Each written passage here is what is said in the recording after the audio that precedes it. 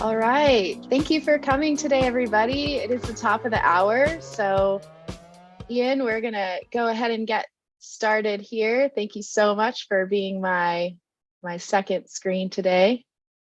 Thanks everybody, we're glad that you're here. My name is Sarah. I am the Career Operations Manager from Terra.do, and we're so happy to have you with us here today for this fair occurring during Climate Career Week. So we hope that many of you have been experiencing an awesome week. I know I saw some excellent speakers earlier in the week, and there are more events to come. So if you're not familiar with Climate Career Week, we are going to drop some links in the chat throughout this experience today and at the end so that you can catch up with what's going on over there on that agenda. So a little bit about today's job fair. Again, my name's Sarah. If you have any questions, feel free to DM me on Zoom. I try to keep up with all the chat going on when I'm not presenting and the other speakers are talking. So please send me a message if you're having any troubles or issues today. I'd like to thank Ian, my colleague, who's background today and doing some support as well. He's also live streaming. So we have option for people to catch us over on YouTube live going on right now. So thanks, Ian. And I'm not sure if any of my other colleagues have popped in just yet, but if they are, I'm sure they will make themselves known or put a wave on the screen there for you. So we are going to get started with the presenters in just a little while. First, a few things about the job fair today. First of all, we are glad to be with several other groups co-hosting different events for Climate Career Week, along with Climate Draft, Work on Climate, and MCJ Collective. We've had a great week, and as I said, we'll drop links in the chat if you're interested in heading over to more events with them to close out the week. And if you're from the Terra ecosystem and you're joining us or coming back for another job fair, we'd love to know for anybody out there, how many people's first time at a Terra job fair is it for you? Please throw up that hand emoji or put a real hand on screen. I also like to see other people waving at me. Awesome. Super cool. Oh, we got some applause. We got some hands. Awesome. We're so glad that you're all here, and we look forward to a great event today. So the first thing to know about our job fair is that we do move through our presentations on time. So as you can see from my screen right here, is that you can check out the full app or the full lineup on the app. The schedule for today is listed there, along with 7 companies who will be presenting starting at 9:15 Pacific time. And so one thing that will take place after the final speaker presents, we'll close the job fair at 11 a.m. Pacific time. And at that point, networking will begin. In between the close of the job fair and networking starting, we do have a short poll, a survey that we'd love to capture your responses on. So please just take a moment before you have to head out to complete that short poll survey that you'll see pop up here on Zoom. And then at the 11 a.m. Pacific mark, 11:05-ish, you'll see breakout rooms start appearing. These are self-select. You'll have 35 to 40 minutes to move around as you see fit between all the companies who are here to represent breakout rooms. Now, today's event is very special because normally our job fairs only have breakout rooms with the companies who are there presenting at the fair that day. However, we had such amazing interest from our companies and our partners this week that we've opened slots for additional companies to join. So again, more information on those companies who will be coming to the networking portion. What was included in the emails that you were receiving, and it can also be found in a couple links that we'll share in just a minute. So the next thing to know is that we'll be sharing job board links for each company who presents today. This is the best way for you to go over to the Terra.do jobs board. It's a massive board, over 8,000 plus listings at the moment. You can find jobs open from these companies today, as well as many, many more. We just launched the Climate Jobs Board a couple of weeks ago, so we're very pumped on it, and we appreciate you checking it out and send us all your feedback. So we're just getting geared up here to introduce a special guest speaker from Terra.do to talk more about the learning programs. But the last quick things about today's event is we will take questions from you in the chat. We have a massive amount of people online today, and we're stoked for that. So in order to get through everyone and save us the trouble of mute, unmute, and people's difficulty with audio, we will take as many questions as possible for each presenter through the chat box. So as a company is presenting, feel free to just live chat your questions. We will get to them. And as well as Ian will be notifying me of some people on the live stream who have questions on that platform. So should be able to get through a lot today if we stick to the chat box. Finally, you're welcome to stay muted the whole time unless something comes up and you really need assistance with something, please get our attention. We'd love to see your faces, so if you want to take your video off, feel free. And if not, we hope you have a great experience today, and we'll get going with the program here. So let me see here. Yes, we have Seth. Lots of screens to look at here. Hi, Seth. I think we'll get a spotlight here for you for just a second. Hey there, Sarah. Super excited to be here. Awesome to see all the participants here. It's just so inspiring to just see how many of y'all are curious about, inspired about, or anywhere along that spectrum, or super committed to just making this transition, working in climate.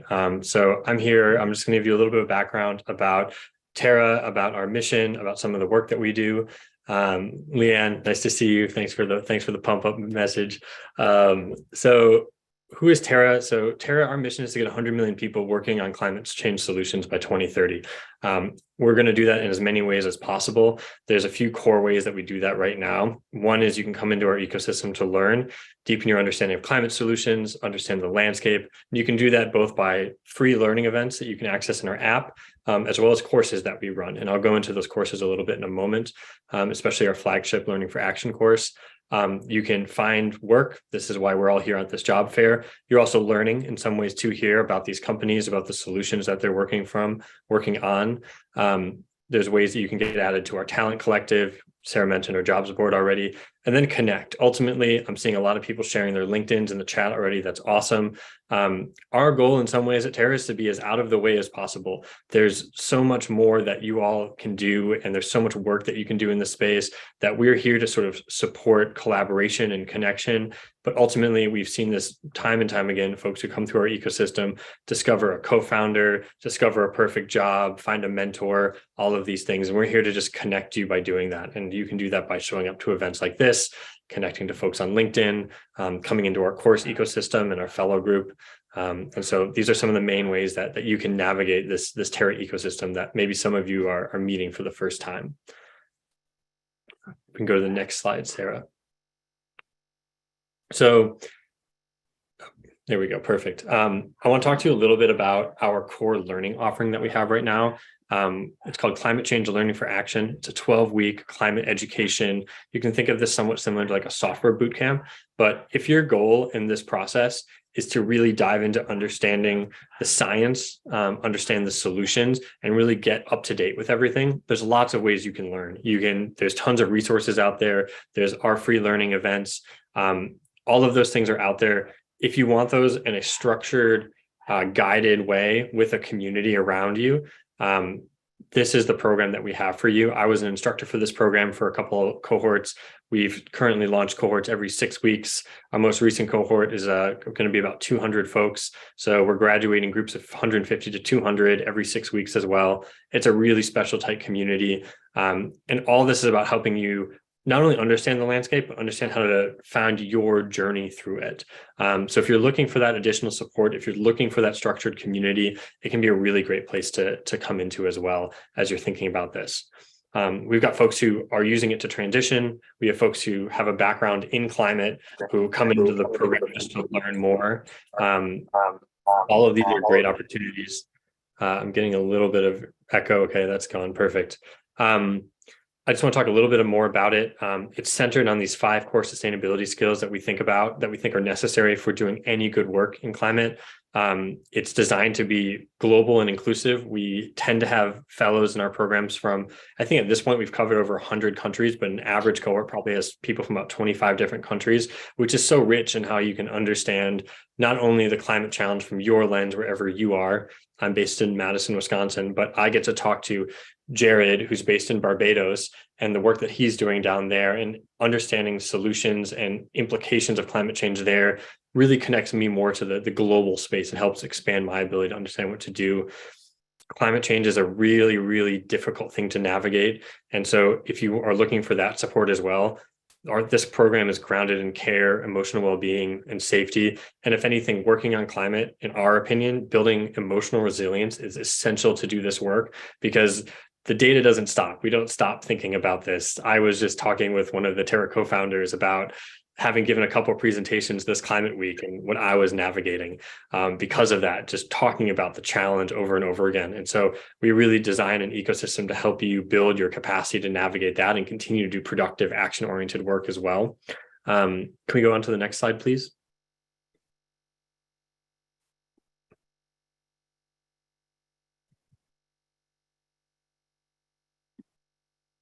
I'll go back one.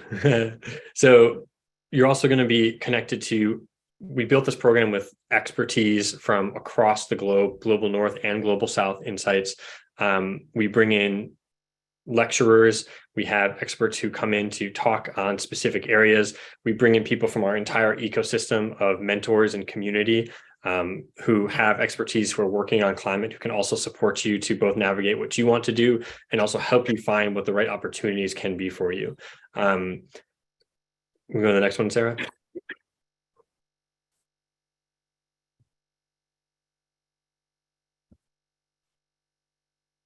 And you're going to be around a group of people who are incredibly talented. I worked as an instructor for this program for quite a period of time. It was my favorite part of the Terra ecosystem.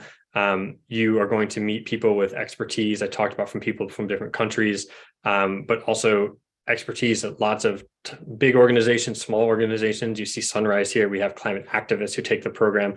We have flight attendants who take the program. We have vice presidents at Lululemon take the program, and just about everything in between. So you'll be around people just getting started, people who have been in their careers, people who've been in their careers for a long time. And it's just this amazing community of folks who just want to take action on climate and really deepen their understanding of how to do that. Next slide, please. Okay, that's great. So we also provide a lot of career support. I'm actually going to go off script with this specific slide and just talk about what we're doing now at Terra. So you've got access to this job fair. We provide close connection with a number of these companies that are coming here as well. We have recently launched a career support program on top of our learning. Una feria virtual de cambio climático. If you can go on mute, whoever is talking, that'd be great. Thank you. Much appreciated. So the last thing I just want to name about this is that we run a career sprint at the end of the program. So for those of you looking at a careers transition and you're really interested in understanding how to map your skills to this specific area, how to let me see here, how to connect, understand where do my skills fit, what's the landscape, how do all these things come together. We have a more structured program, and then how to actually run a really efficient job search. You can actually learn how to do all those things within this program as well. So if, again, you're looking for a little bit more structure on the job search, I know the last time I was on a job search, I was just sort of flailing about left, right, and center. And so, the structure that we put on this, we hope can be really helpful. And, again, proven results. We have folks who've come through this, who make transitions, who move up in their organizations to take leadership roles in climate and sustainability. We have folks who come through these programs who end up starting companies. So lots of different journeys that you see folks going through and that you can go on. If you're thinking of, do I want to start a company? Do I want to help my company transition towards working in climate? Do I want to move into another role? We've got folks who've done all those things, who've come through our program, and it can help you in any one of those journeys. This is Eric. Eric's a good friend of ours. I'm just going to read his quote out here, but I think this actually really captures what the LFA program is about. He said, when I started Terra, I was unsure about what should be done to solve climate change, hesitant about if I can make an impact, and alone in trying to figure it out. At the end of the course, I feel clear on what we need to do to solve climate change, confident that I can and must play my part, and have a strong community of friends and colleagues working to solve climate change. And Eric made a transition into working on climate. He took a job at a climate tech company called Fresh and Product. He actually has come back and has helped us build out the careers sprint that we do at the end of the program, Learning for Action program now. So he's come full circle. This is a common story. I was just interviewing a woman at Systemic who is a director there and starting up a company that's connecting small-scale regenerative agricultural farmers in the global south to large corporations that are setting net zero targets and want to be purchasing food in a more sustainable way. She went through the program, and a similar story of it can really help be that leverage and that activation container. So I know you're all here for jobs, and you're here to understand these jobs and learn about them, but I do want to just let you know that there's another container within the Terra ecosystem. I saw a question about when's the next cohort. We run a cohort every 6 weeks now.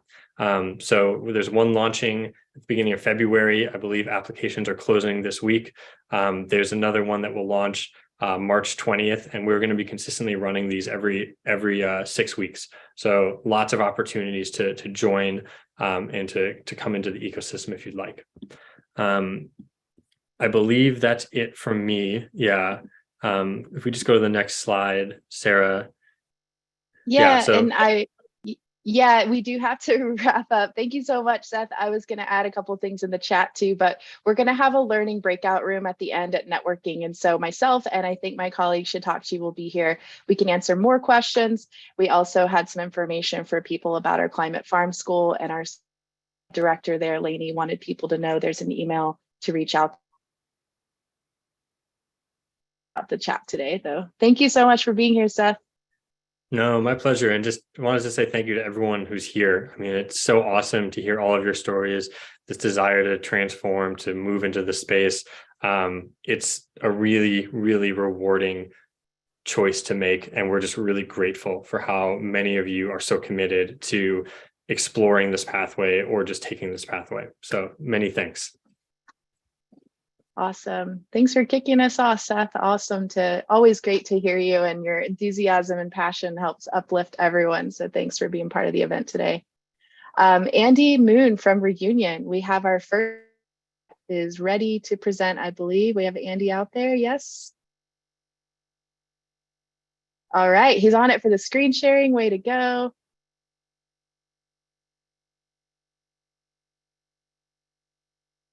We can't. There we go. Hear, oh, there you are. Hear me? We can hear you, and it's a black screen for me so far. Maybe it's still loading your slides.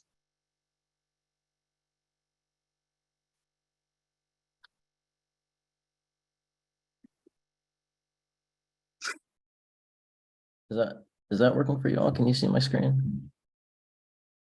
Looks like it's dark for several people here. I can't see them, Andy, so we can't see them yet. So while you work on that, I will add for everyone, you can look up Reunion. You can see the jobs that Andy's about to cover and talk about directly in the Terra.do app and also on our jobs board. And we'll be sharing a link to that in just a moment.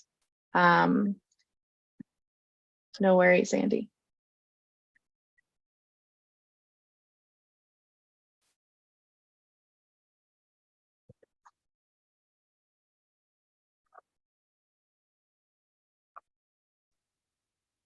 Looks like it's.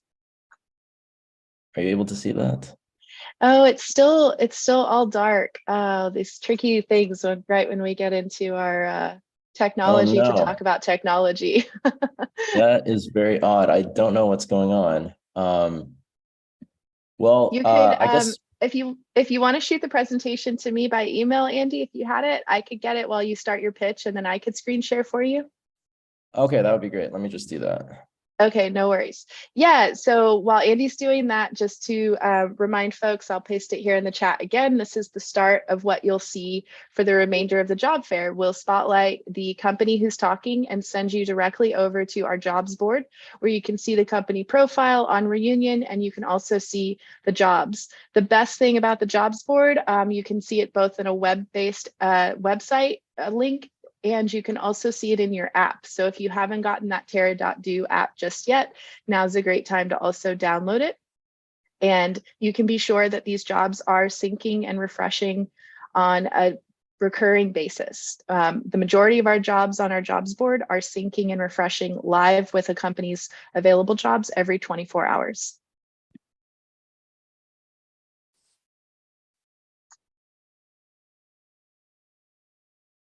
Okay, Sarah, you should have those slides. Sorry about the technical difficulties here. No worries at all. I'll get them loaded up, and hopefully you'll see them magically appear in just another 60 seconds here. But if you'd like to start on Reunion, that would be great, Andy. Yeah, absolutely.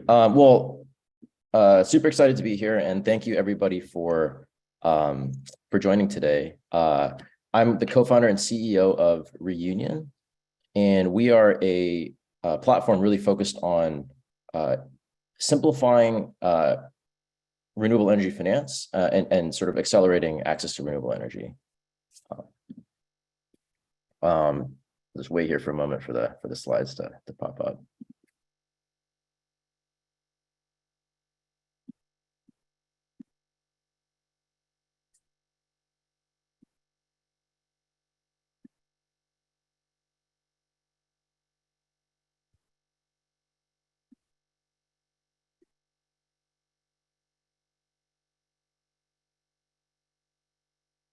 Okay, there we go.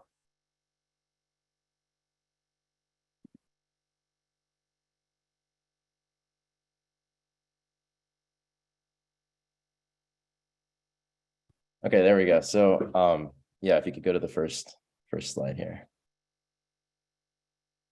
Okay, so yeah, Reunion, we started just in December, and we accelerate renewable energy by simplifying financing. Next slide, please.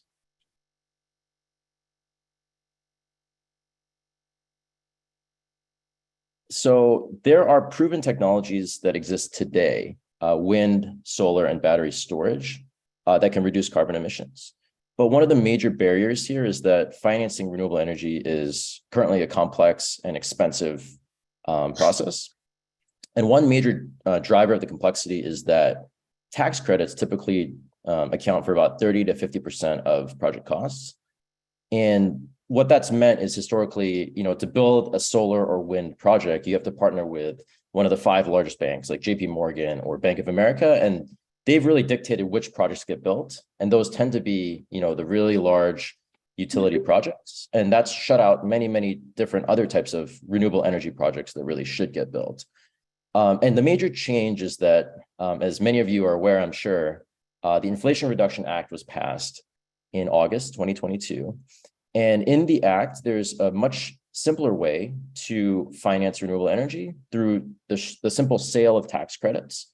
And so it's a new opportunity that has just opened up recently, but we're excited about it because it's going to unlock a lot of additional renewable energy deployment.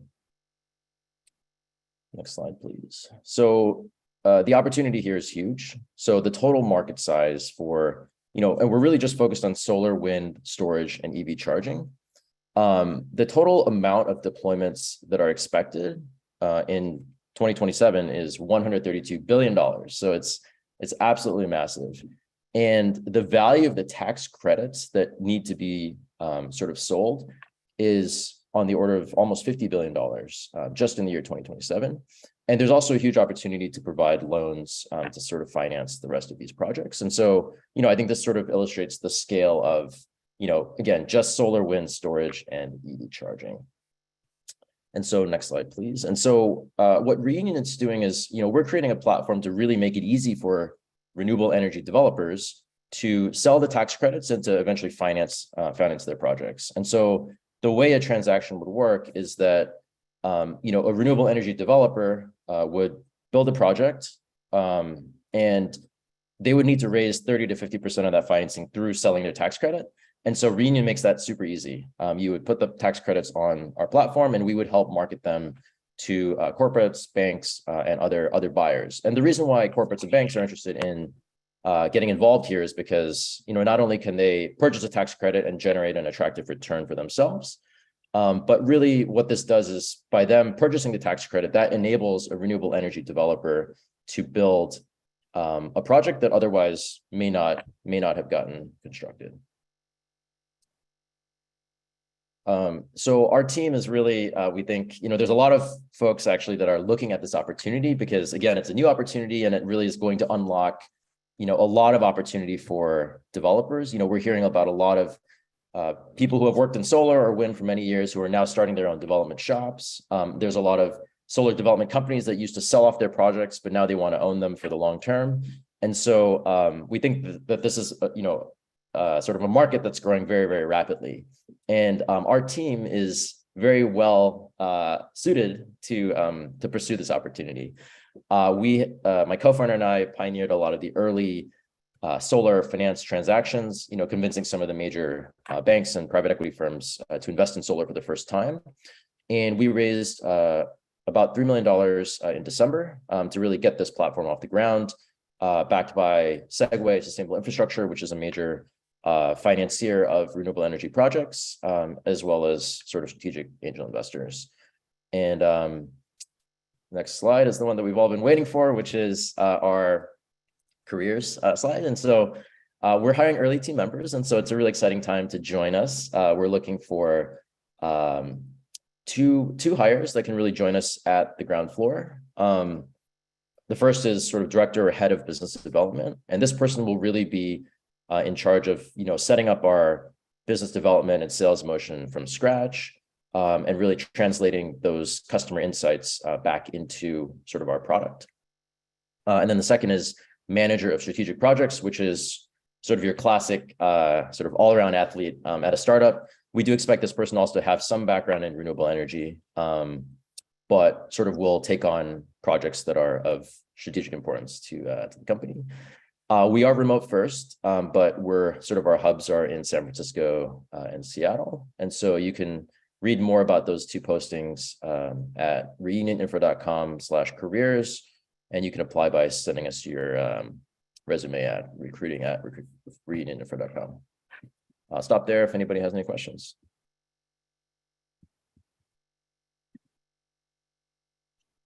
Great. Thanks, Andy. Glad we were able to get some of those slides up here. The chat is on fire, so I am combing around for some questions. There's a lot of networking going on, but we do have some questions here for you, Andy. So the first one I can get to is from Stephanie. They would like to know if you will have a software engineer role in the future. We will have a role in the future, but not at this current moment. Currently, we're only hiring full-time for the two roles that are posted, which is head of business development and manager of strategic projects. Great, thanks for answering that.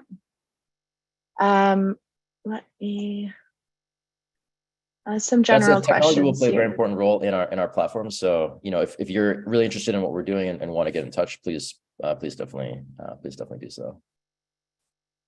All right, great. Some people are reposting their questions. Thank you. I was just about to ask. If you have a fresh question for Reunion, just put it in here at the bottom.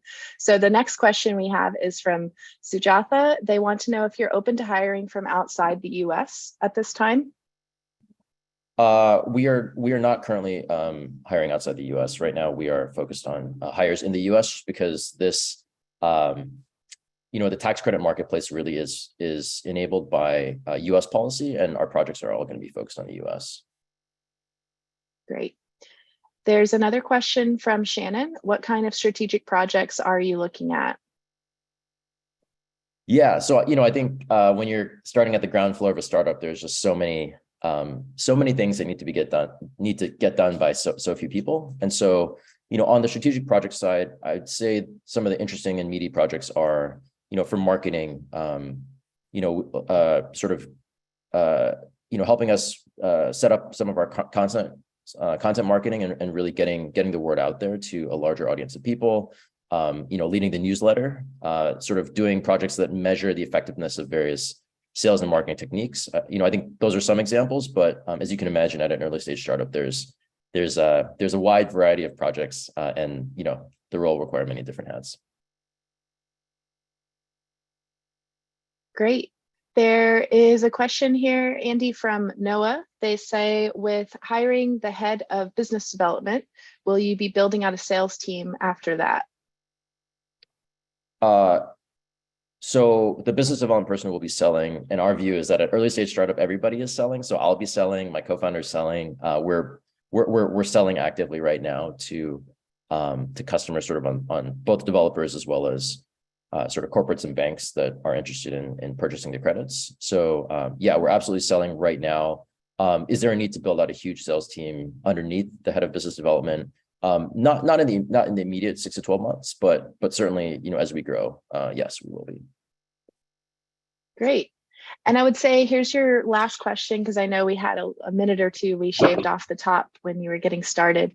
But the last question we'll take for Reunion is from Maggie, and they ask, what are some of the challenges of funding smaller companies in climate tech?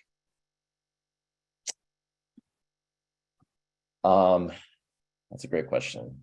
I think there's a lot of funding out there right now, but I don't think that means funding has gotten any easier.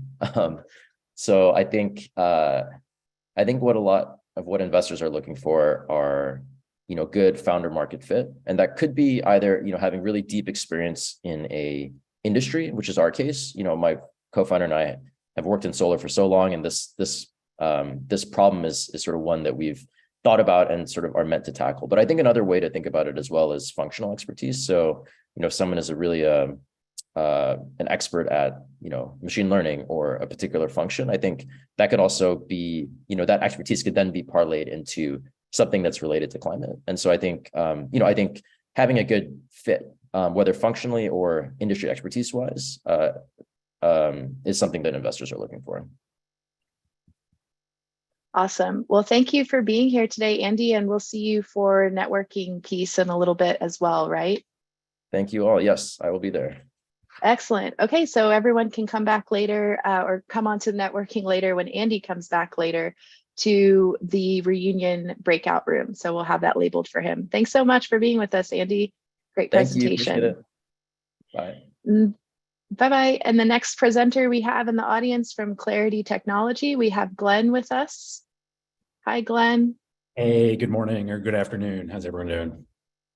Good. How are you doing? Doing great. Thank you. Yeah. I will try to go ahead and share screen, and let's see how this works. Okay, let me know if everyone can see that, and I will hopefully we can as I continue to go through slides.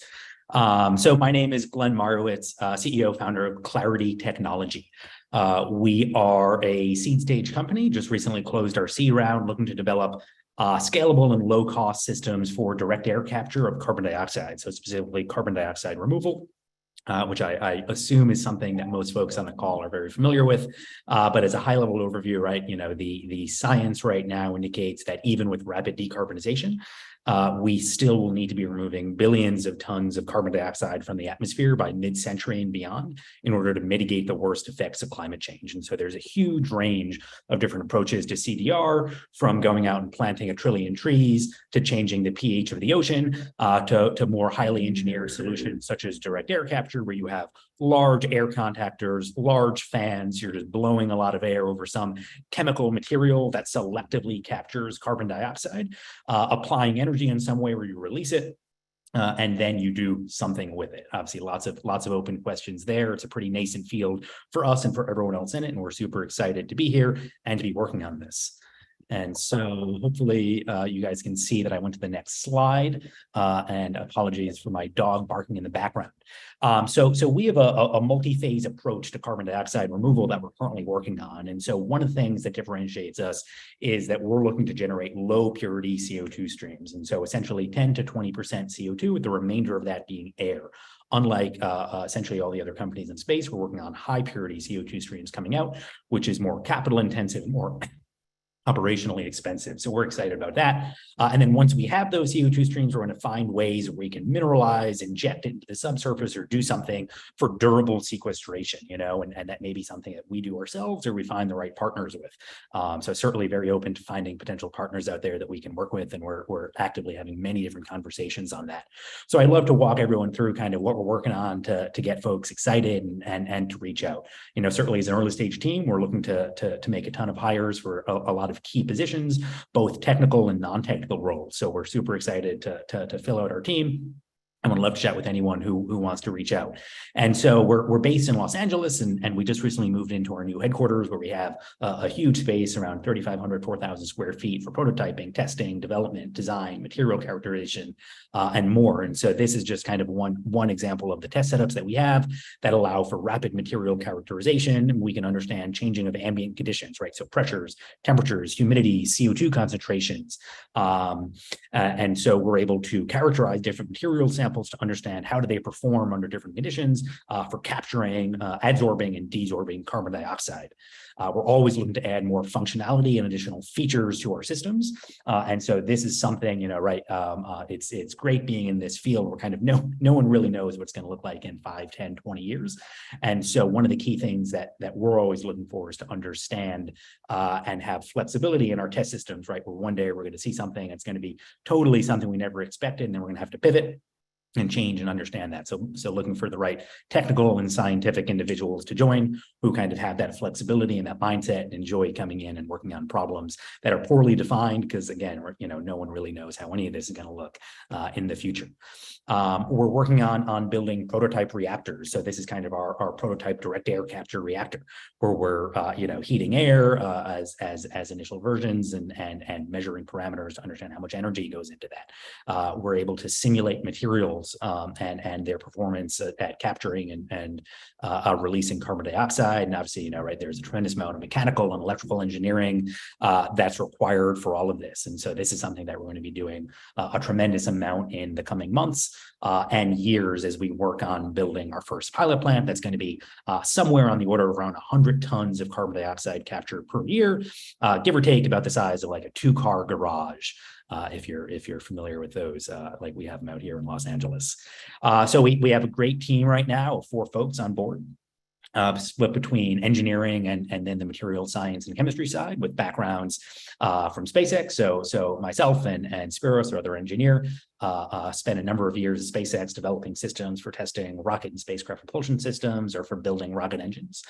And now leveraging a lot of that, right, for even more important problems in mitigating the worst effects of climate change, as well as 2 folks with a tremendous amount of expertise in materials development and characterization on our team. And we're certainly looking to expand that going forward. So the roles that we're looking to fill are in what we have listed here are in mechanical engineering, and then on the next slide I have electrical engineering. But again, there's as an early stage team, we really need everything to be done. So that's in technical and non-technical roles. So even if you don't see this, please feel free to reach out. Would love to chat, and of course, I have plenty of other friends and colleagues working in the space, and so even if it's something where you're not a good fit for us, but certainly love to help find ways for everyone on the call to get involved. Maybe not everyone, that'd be too much time. time, but as many of you as we can. And so for mechanical engineering, what we're looking for is mainly folks who are involved in thermal fluid systems work, right? So there's obviously a tremendous amount of heat and mass transfer that's going to be going on in our reactors and in our test systems. And so having experience in those areas and understanding, how to calculate enthalpy changes of gases, how heaters work, how fluid systems work, fans, all this stuff is fantastic. It's certainly not like inside of a rocket engine, but this is going to be a lot of fun to get to build out all these test systems. On the electrical engineering side, we're looking for someone with experience in electrical controls and automation. And this is potentially something that we're open for either full-time or part-time.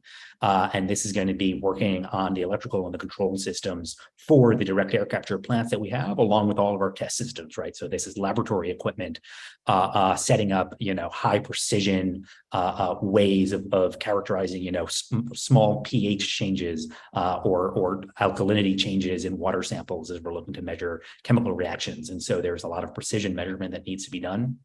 And so really understanding how sensors work, what are the right sensors, what are the uncertainty associated with given sensors, with given sensing methodologies of data acquisition systems, and so much more. So certainly looking for the right individuals to join us on this side as well.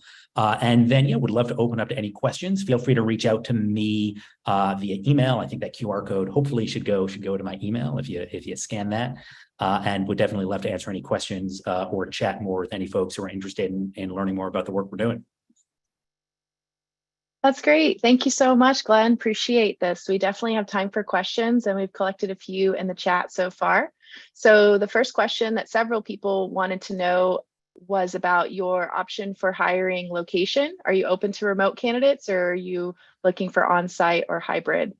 Yeah, so given where we are right now, a tremendous amount of the work that needs to be done is playing around with the physical hardware that we have on site in Los Angeles. For the right candidate, we're certainly open to considering different locations, but it may be something that requires a fair bit of travel back and forth to LA. So it's certainly going to be a lot easier if you're located in LA or in the Southern California region. But I think we're open to that and open to considering different options there. We do provide relocation for candidates as well. So if you're not in LA, we could help you get to LA if you're interested. All right, great to know. So the next question is from Jen. They would like to know if you can speak about your approach to CDR. What flavor, chemical-based sorbent or enhanced rock weathering? Yeah, so for on the direct air capture side, what we're working on is right now looking at a solid sorbent approach, where we're going to have our solid sorbent chemical that will selectively adsorb carbon dioxide from the atmosphere. We're still trying to understand kind of what do we do once we get that CO2, so is it going to be injected into the subsurface for durable sequestration? We may partner with a concrete manufacturer, for instance, who could include it in concrete. A ton of great companies doing that, or potentially do something with it where it then turns into some product in enhanced rock weathering, carbon mineralization, or some other process. So we're exploring a lot of options there, but our primary bread and butter is going to be solid sorbent direct air capture. Got it. And then we have another question from, I hope I'm saying the name right. I'm not sure if it's an I or an L. It's either Yakshmi or Lakshmi, but they have a question about your intriguing projects. Do you have an upcoming role for material chemists specializing in material testing and characterization? Yeah, right. We are going to be at our heart a materials company, and that's going to be what we're working on for the next 20, 50, 70 years, as long as we're around. So we always are looking for new, and smart material scientists who can come and join our team and help us understand the materials and determine the best path forward for novel materials. So definitely. Great. The next question we had was earlier from Stephanie. They would like to know how big is your engineering team currently? Yeah, thanks, Stephanie. So right now we're a team of 4 folks, of which 2 are on the engineering side and then 2 are on the materials side. And so we're looking to expand that, given where we are now, to probably get to around 8 or so folks on our team. And we're expecting a bunch of the new hires to be on the engineering side between mechanical and electrical. All right. And then we have another question from Jared. Where do you see non-tech roles contributing to carbon capture or removal at this phase of the industry? Yeah, that's a great question, Jared. You know, there's so much work that needs to be done from the policy side, from the funding side, from the partnership side, in order to make these technologies work, right? From engaging communities to make sure that technology is deployed in responsible ways. And so, you know, in some ways, right, you know, the technical hurdles are obviously very important, because if you don't have something that does what it needs to do, then it doesn't matter. But all the other problems, the non-technical problems, are really just as important, if not more important, right? Because if you cannot get community engagement and support, then your projects won't be deployed. If you cannot work with the government for funding, then your projects won't be deployed. If you can't make the right partnerships for development, then your projects won't be deployed. So there's a huge amount of work that needs to be done on the non-technical side, that goes hand in hand with the technology development to really get something that can achieve gigaton scale. You know, this is an industry that's going to be, if it succeeds, is going to be one of the largest ever. And that means there's so much more than just the technology. That's such a great point, and really builds on what our director of learning, Seth, I don't know if you caught his beginning presentation, but it was essentially the TLDR of Seth's presentation and our learning courses is it's all about people, it's community, it's empathy built, it's all these things that we need everyone's skill set to come in on and build off of each other. So definitely right about the people component. So the next question we have, I think we'll have time for a couple more here, Glenn. The next question is from Maxim. They'd like to know, what data do you have now to build the machine learning model? We are not planning on using machine learning at this time. There are certainly areas for optimization on the material side, right? There's a lot of very cool materials work being done in like materials informatics that uses AI, ML models for novel material development. So tons of cool companies out there doing that. But right now, kind of the gaps in our knowledge are so big, you could see them from space. And so we don't need ML at this time to help determine our next steps forward. All right. And then there's a question here from NAM. They ask, are you part of Frontier Marketplace to finance DAC startups? We have submitted a application to Frontier previously. We were not selected. We are planning to submit again, and we're hoping that a pre-purchase from Frontier would be one of our first commercial purchases going forward. So we're very excited about that. They're doing phenomenal work. Excellent. All right, Glenn, well, that went by quickly, but thank you so much. That was a great presentation and we got through a ton of questions. I know that you're planning to join us for networking a little later so people can find you again to follow up more, right? Definitely, yeah, 100%. And I'll do my best to go through messages in the chat. I see there's a lot of them that I've missed. Nice. If I don't get to it and someone has an important question, feel free again to shoot me an email and I'll do my best to get back to you as soon as I can. But yeah, thank you so much for having me here. Yes, and thank you for that generous offer. Sometimes going back and addressing the chat after your presentation makes way more sense to you than it does the reading aloud out of order. So thank you. All right, next we have a couple of presenters, I believe. I know we have at least Stephanie with us, and we might have Marina as well from Scale Microgrids.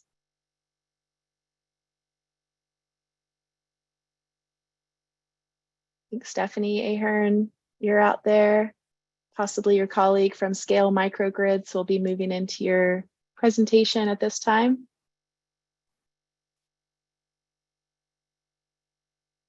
It's Marina. I'm here. I think we're just waiting for Steph. She's got the presentation.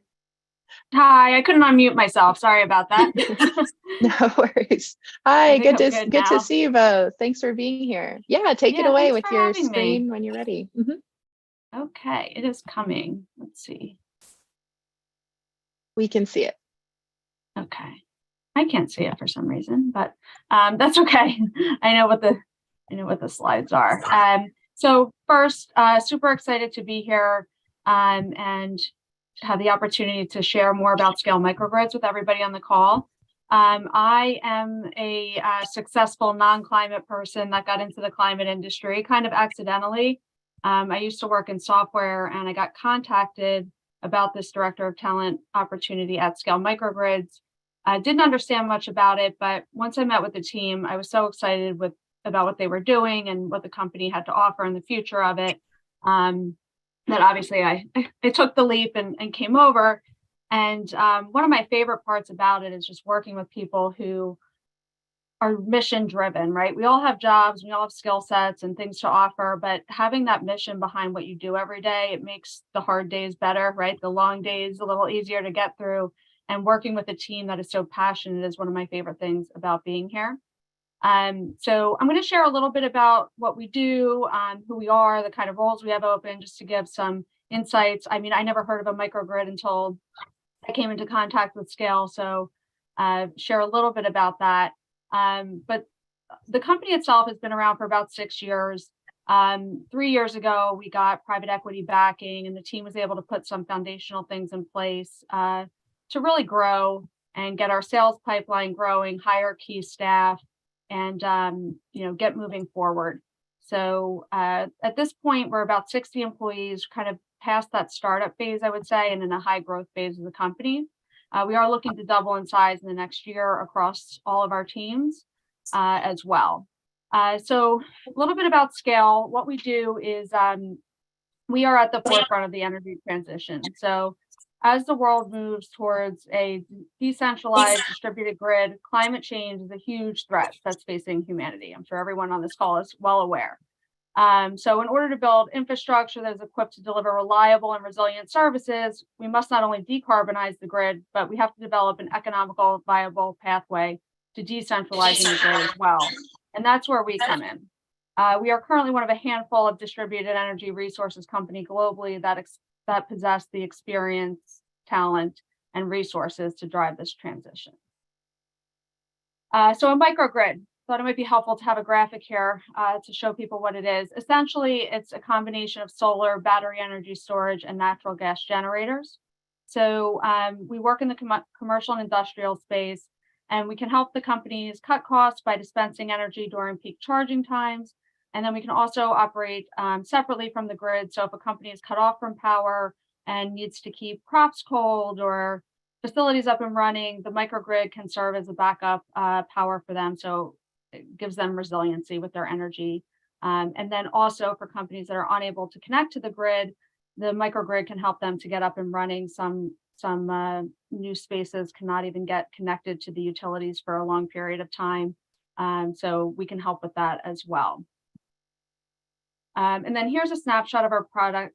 So I always say there's like two sides of our business, the microgrid side, which I just kind of outlined for you. And then we have the capital solutions side. A huge part or barrier, I guess, for companies is really where do they get the financing? How do they afford to do this? So we do offer financing as well.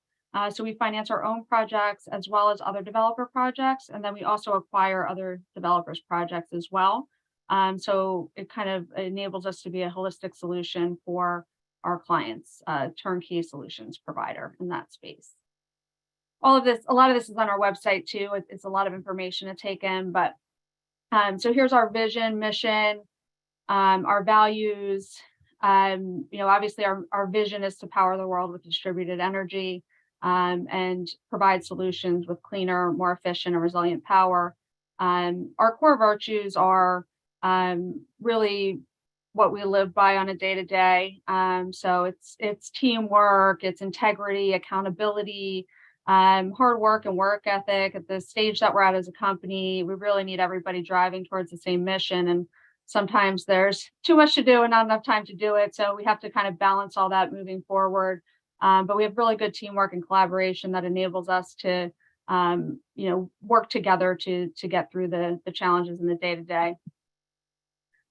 So we do offer traditional health benefits, medical, dental, vision, 401k. We offer flexible time off as well as 20 paid holidays as well. So our hiring plans for this year, we are going to be hiring across all the teams, like I kind of mentioned before. So our sales team, once you hire people in sales, you need people in legal to help with the contracts. You need project managers to execute on the product. You need engineering to help sales figure out how the product gets put together. And then everything else, from a corporate standpoint, accounting and everything in between. So one of the big things we're doing this year, and I think there's a lot of software engineering people on the call from the chat I saw, is we are building a software organization. So right now we are looking for our number one hire in the team to start up the team within the organization, because that's going to be a huge differentiator for us moving forward, super critical position. But we are hiring across all of these teams. So please check us out and see if there's anything that might work for you. From an energy standpoint, for sales, you really need the energy experience. It's pretty critical because they're super complex types of systems. So it's a little hard to hire for that at the stage we're at. But in the future, we'll probably have more entry-level roles in sales. Project management, we look for people out of the construction industry there, primarily. Electrical engineering, that does not have to be, I mean, usually that would be somewhat energy driven, obviously. And software engineering does not require energy experience. Capital solutions does not require energy experience. Those are usually people out of banking, typically. And then our corporate positions do not require energy experience either, generally. So we do have 4 major locations. We're headquartered in Ridgewood, New Jersey, which is about 20 miles outside of New York City. We have an office in financial district of Manhattan, Santa Monica, and Oakland. So most of our positions, we do hire hybrid. So people that are somewhat close to the office, even if it's 3 hours, so you can come in occasionally and it's a drive versus a flight. But we are open if it's the right person for the right position, we can be open on that as well. So, just you can always reach out and ask. And then another thing I like to say is the most important thing, we always make sure to make some time for fun. So we do 2 annual outings a year where the whole company gets together and we can make memories in person and really kind of have that in-person collaboration. That's been a lot of fun for me as a new employee or newer. It's been 8 months now, so it's not so new, but getting to meet everybody in person, there's such value in that. And so I love that the company does this twice a year so we can all kind of come together as well.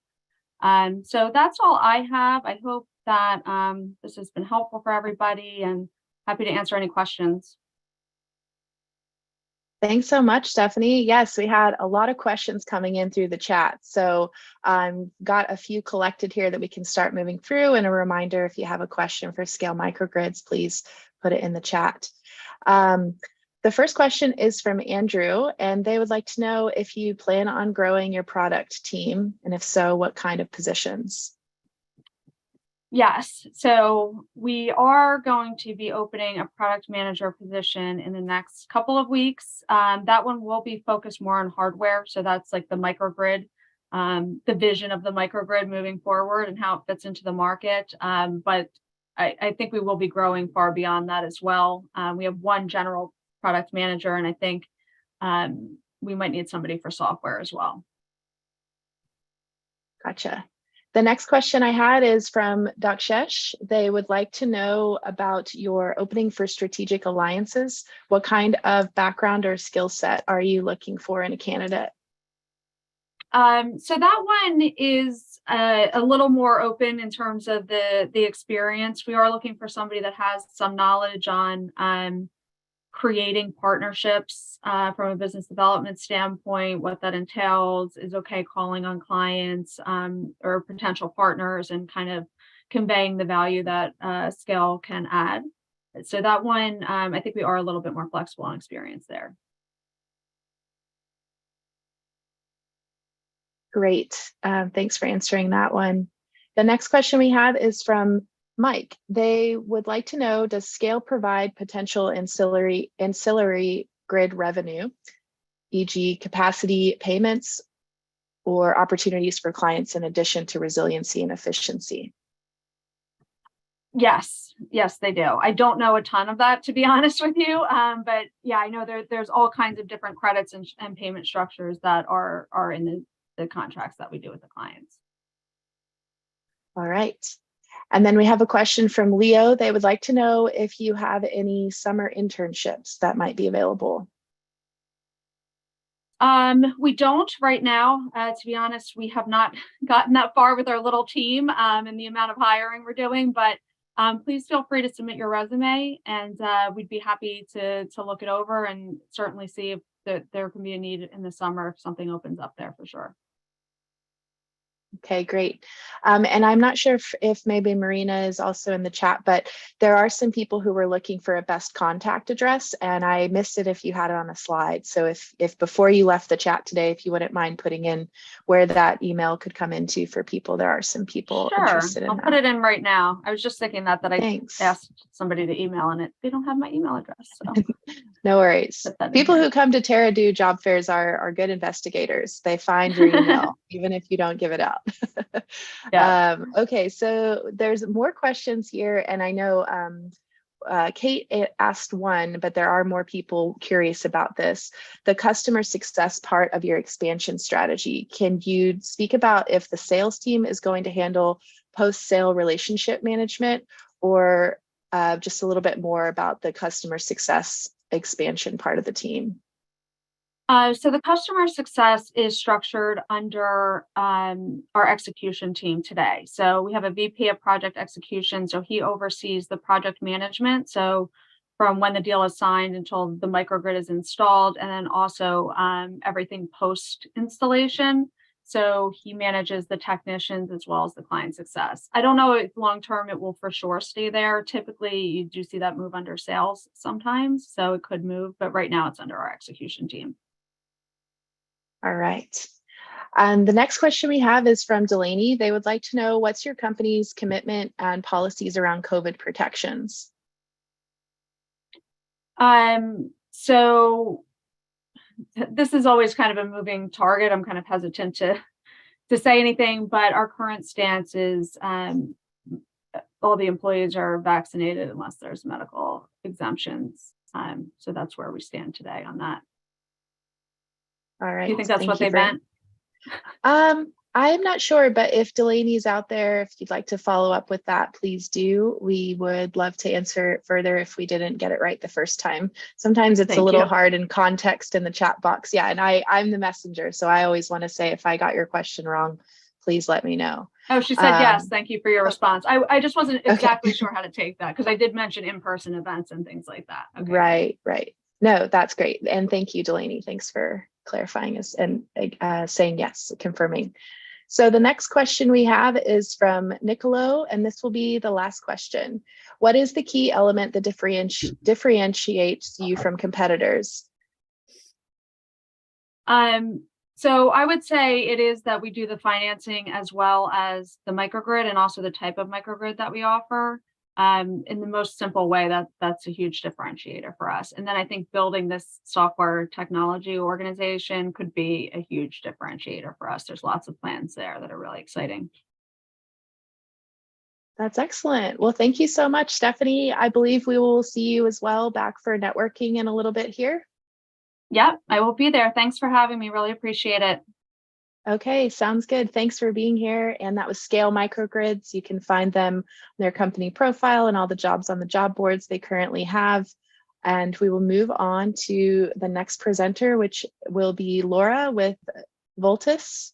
And we might also have her colleague in the crowd, but maybe not today. Laura with Voltus, are you there? Okay. Yep, I'm here, and we're joined by my colleague, Dr. Reichbaum, and we are going to be tag teaming here. So if we're ready, I can go ahead and share my screen. Sounds great. Thanks, Laura. Great. All right. Can everyone see that okay? Yeah, thumbs up from someone. Cool.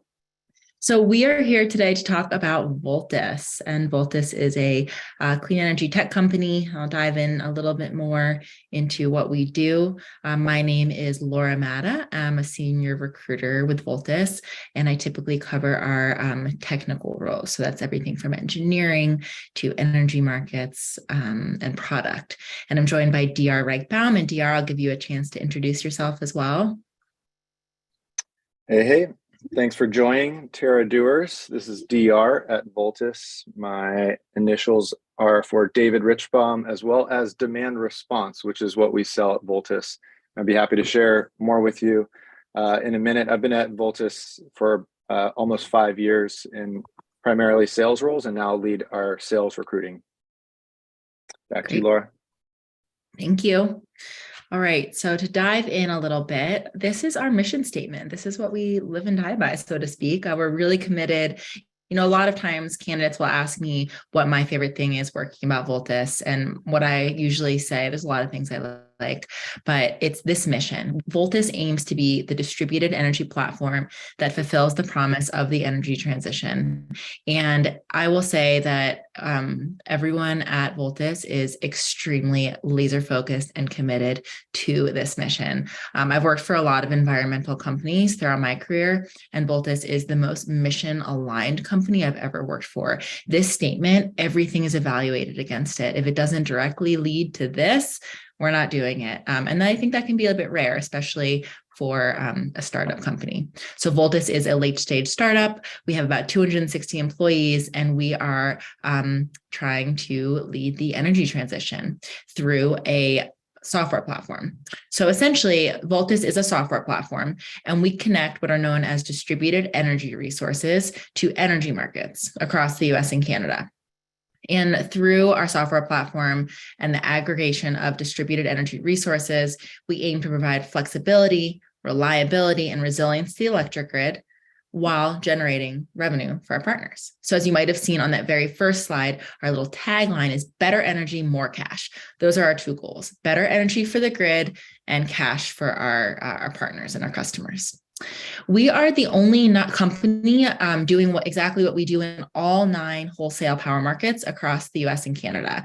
And we provide a variety of products across those markets. So that means that there is an incredible amount of complexity involved. If you're familiar with energy markets, they are wildly different in their regulation and the things you can do and can't do in each. So being involved in Voltus is a really wonderful opportunity to dive into the world of energy and into climate tech in general. And I mentioned a term that you might not be familiar with, distributed energy resources. DR is going to dive into different types of distributed energy resources in a few minutes, but just to sort of give an overview, distributed energy resources are small scale electricity supply or demand resources that are connected to the electric grid. So again, DR will talk a little bit more about what those are, but that is what Voltus is working with on our platform. Last thing I'll say is that if you're new to energy and this feels a little over your head, another way to think about what Voltus does is you can compare us to sort of like the Airbnb of the electricity market. So we are using our platform to connect users with excess energy capacity to the wholesale electricity market, allowing them to make extra cash off their unused resources. So that's a bit of an oversimplified way to think about it, but it can be helpful if you're new to energy. So DR will dive into a little bit more about why this is so important when we think of energy transition and how we do what we do. So DR, take it away. All right. Great. Thanks, Laura. One of the reasons I joined Voltus is because of the scale of the mission. We are looking at the entire electric grid. And previously, I've worked in electric vehicles, solar, energy storage, and what demand response does, or DR, what Voltus does is help integrate those resources by providing additional capacity on the electric grid. So we're making the electric grid able to connect these intermittent or distributed energy resources, whether it's in a commercial or industrial facility or on a rooftop, to the broader electric grid network. So we're helping to prevent the additional building of peaker power plants, which are usually dirty, expensive, and inefficient. We're helping to provide affordability on the grid so that we're not building idle power generation facilities. And we're also helping to make sure that that electricity is provided in a most sustainable way possible. And to us, the cleanest megawatt is the one that's never used. Even solar or wind or other resources require raw materials and a lot of time and energy to build. This is actually taking the existing grid and making it more efficient by using less when the grid needs it most. So our solution is decentralized, decarbonized, and digitized. What does that mean? It means that any facility, this is like, if you imagine your university campus, your industrial or commercial building as a small power plant, you have the ability to help provide extra capacity on the electric grid when it's really needed, whether it's a weather emergency, like we oftentimes have seen in California or in Texas most recently with the big freeze, or whether it's just a power station going off grid or a substation going off at some point, you can help to provide relief and potentially help save lives by preventing the electric grid from going down. Additionally, you're going to get a platform where you can see your real-time energy usage and make important informed decisions for your facility on when you use electricity, how you use it, and that's going to provide savings and revenue as well as just operational efficiency to your sites. Laura, can you next slide, please? I saw someone in the chat here said, what about Canada? Yes, we do operate in the US and Canada. These are all 9 wholesale electricity markets that we work in across the US and Canada. There's opportunity to go overseas as well, but we are really focused at this point on US and Canada, where the regulations and the electric grid itself are conducive to this type of service. So here's a little bit about, oh, thank you, Laura. So here are those electricity markets. On the right are all the different acronyms. The ISO stands for Independent System Operator.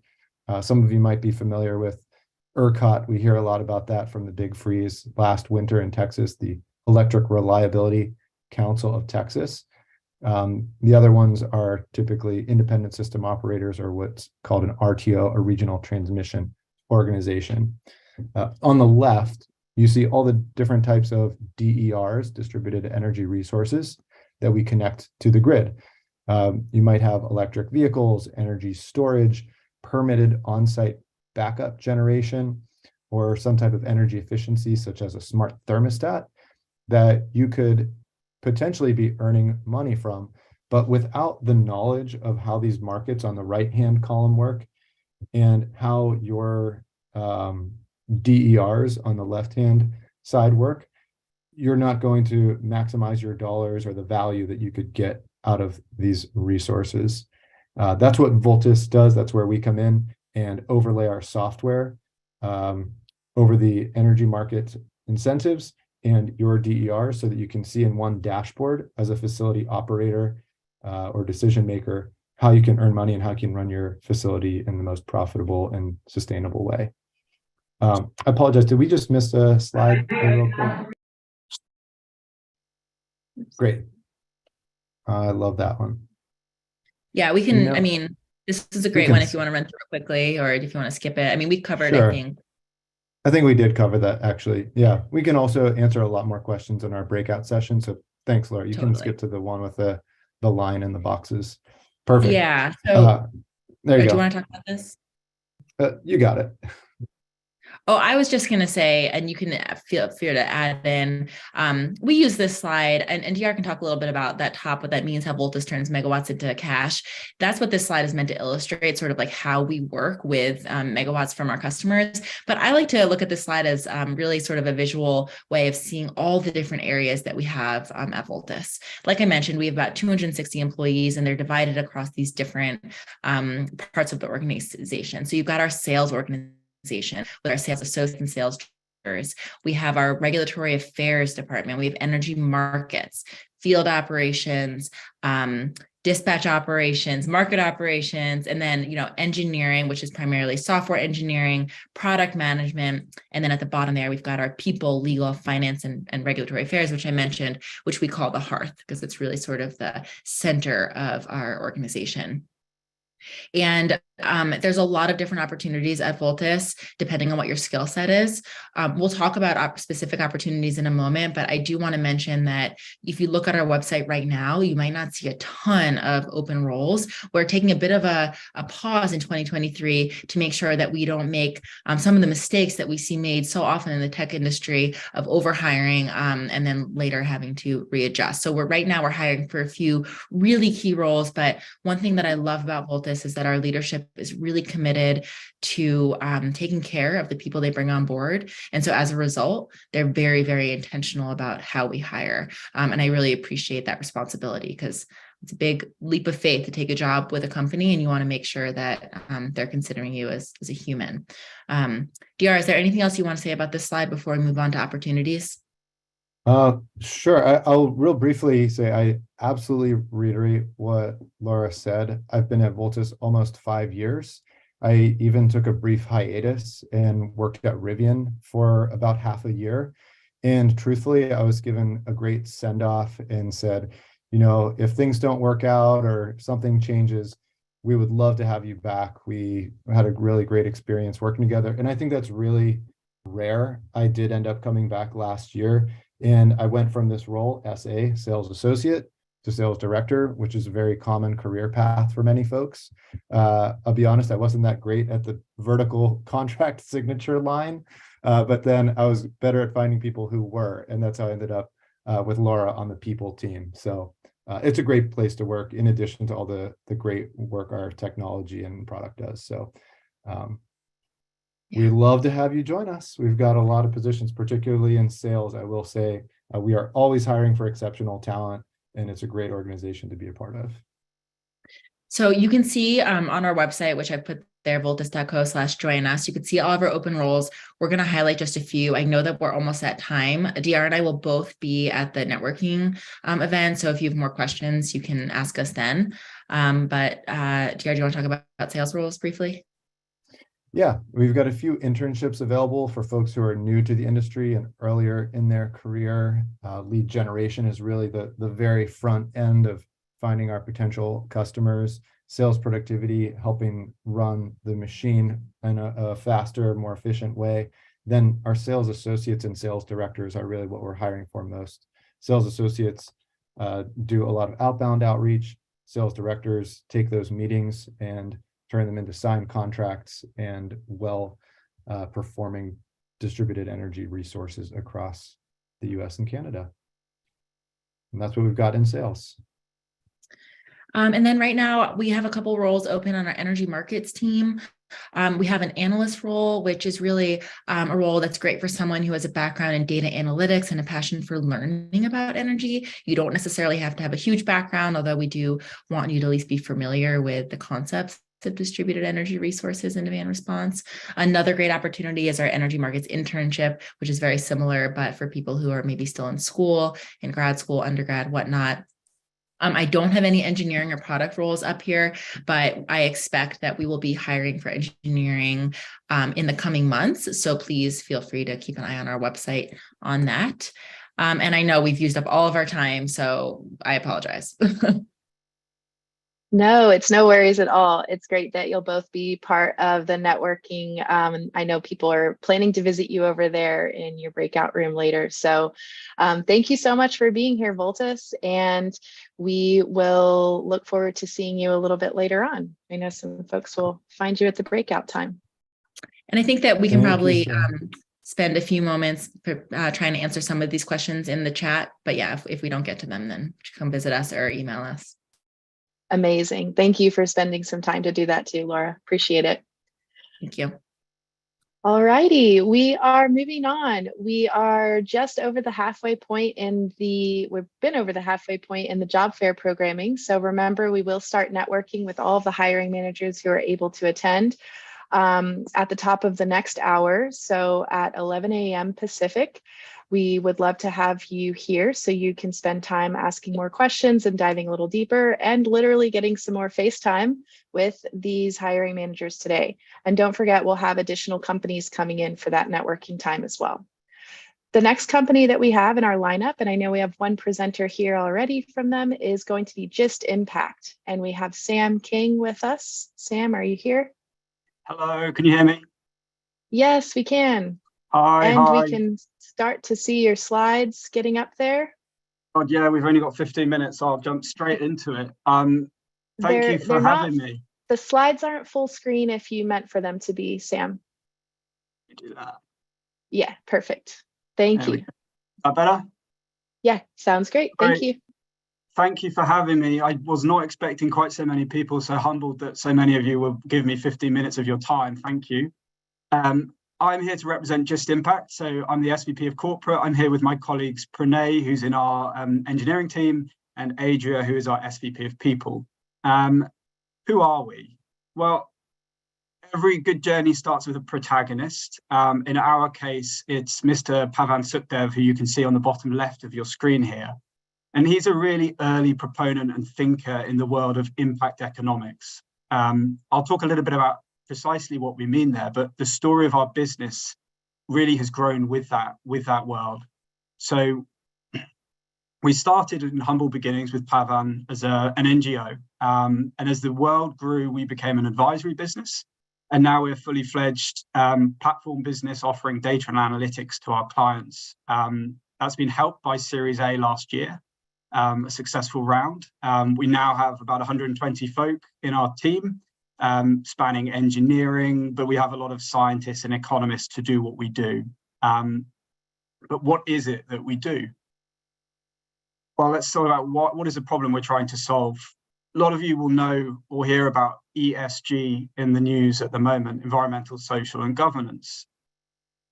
This is the problem we're trying to solve in the sense this world is measuring sustainability more broadly for companies to help investors and help companies to improve how they operate, or at least report accurately how they operate. The problem with that world is it's a fewfold, but mainly the standards for how you measure ESG are not, they're fairly subjective and they're not consistently agreed across the industry. And that's what's reflected here. So two of the leading players in that world, this is how they score the same companies. There's no consistency between them. And what you get as a result of that is a lot of confusion and also greenwashing. And that's obviously a huge problem.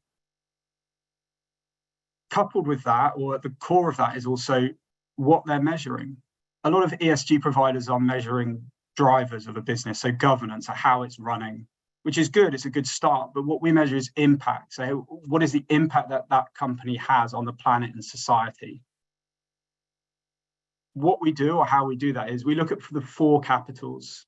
So we measure how a company impacts the world and society in terms of nature, which is natural capital, human capital, what it's contributing to human skills development, earning potential, social, so how businesses help the society around them, and produced capital, so financial value added in their local economies.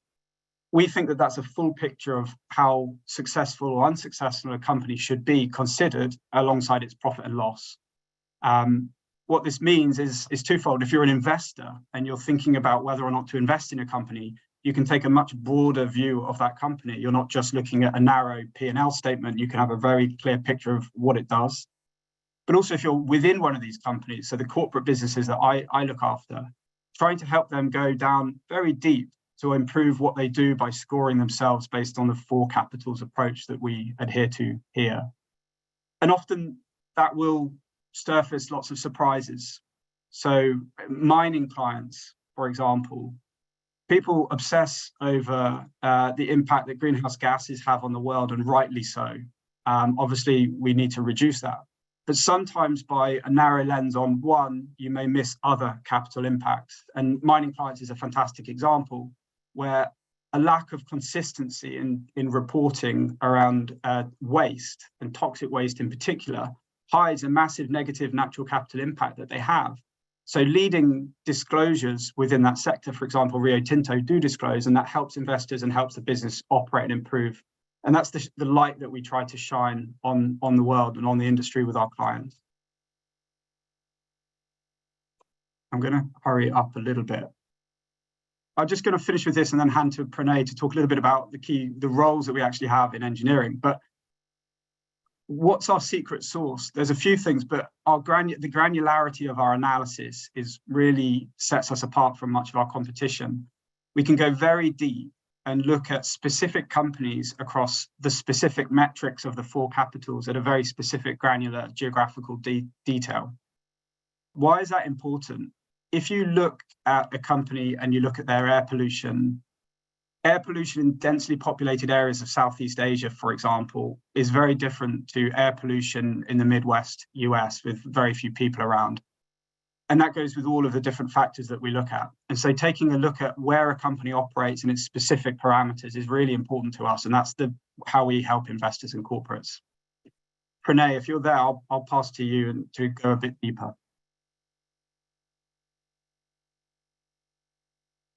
Sure.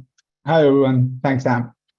So yeah, we are looking at the just impact valuation engine. And as Chan mentioned, right, what we are providing to our customers is intelligence.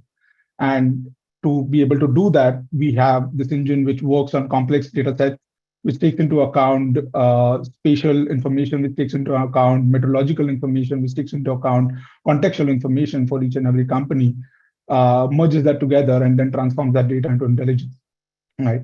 If you imagine an assembly line, right? So at the start of the line, we would have applications which search for data, which crawl for data, which validate that data. Then we would have applications which apply different quality check rules and algorithms to be able to derive and test its quality. And then we have the engine which transforms that data and converts it into intelligence. And we give that intelligence to our customers to make decisions on investments or their strategy, and so on, anything related to sustainability. Right. Sam, if you could move to the next slide, I can directly jump onto the roles that we are hiring, and we are hiring primarily for the engineering team. This team is based out of India, and for the right candidates, we are willing to make exceptions, but our requirement is to have at least 6 hours of overlap with the Indian time zone. The key roles that we are looking for is primarily the technology lead, who would be second in command to our head of engineering, and will be involved in managing the entire engineering function, alongside being an individual contributor to solving some key specific problems that the team faces. Right. We also have an incoming batch of excellent software engineers coming from IITs in India at the middle of the year, and we are looking to have this person lead that team, train them, and to integrate them into an enterprise like us. Right. Apart from that, we are immediately and actively hiring for other software development engineer roles, especially front-end development and full stack development. Lastly, we are also hiring for product manager, who would be a peer to me and sitting alongside with me in the product management team, with a focus specifically on our corporate ecosystem and our solutions therein. So that's a quick summary of what we are here to offer, what are the roles that we are offering. I think we have a few minutes to take questions. So yeah, I think we can open the floor for some questions if there are any for us. I do see a couple of questions. Yeah. Sorry, oh, yeah. I was going to say, I know both of you have been in the chat. Thank you so much for getting back to people. I did see one question I don't think has been answered yet from Glenn. They would like to know what makes someone a client at GIST. Do they come to you or do you go to them? And how does this eliminate bias? I can answer that. At the moment, it's interesting. So we have a lot of evangelistic clients, so people that truly care about sustainability, and so they want to go look beyond the data that they have, and they'll work with us. So that's a combination of us targeting them because we know that they're interested, but also they come to us because they know our brand, because we've been around for a long time. There's change afoot, especially in the EU. There's regulations that are dictating that companies need to start adopting the type of approaches that we follow. And with that, we have a much broader audience and a much wider set of companies that aren't so evangelistic potentially. And so we are changing at the moment to adapt and help a broader set of customers. And again, that means we go to them, but also they come to us. Great, thanks for explaining that one. That's good that you have that slide up. For anyone asking about the locations of work, the slide that is up right now is telling you what you would like to know about GIST and where they are willing to hire. Note that they're willing to make exceptions, but they have overlapping time that they would like you to ask or to have. Oh, we have Priyal with us too in the chat. Priyal's another GIST team member who is answering questions about locations and things. Yeah, and just to add to that, we also have our offices in UK, Switzerland, and Singapore. So that's also locations that we would prefer in case you want to apply for. Yeah, and I guess doors open, don't be shy. We love to talk to smart and clever people, like I'm sure everyone is. So please feel free to reach out if you have further questions on that. All right. Can I tackle one, Sarah? Yeah, please go for it.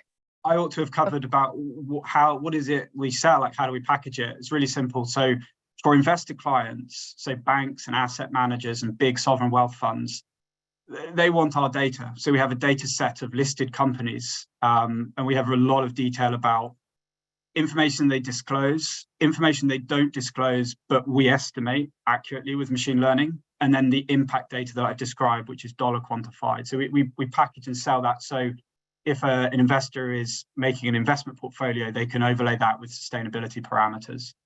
Secondly is corporate clients, which is where I focus. We have a SaaS platform, but we also provide our algorithms via API, and that's to plug into their company operations. And so if they're making decisions about projects, asset purchases, business unit structuring, if they want to overlay a proper sustainability lens on it, then they'll use our platforms to help that decision making.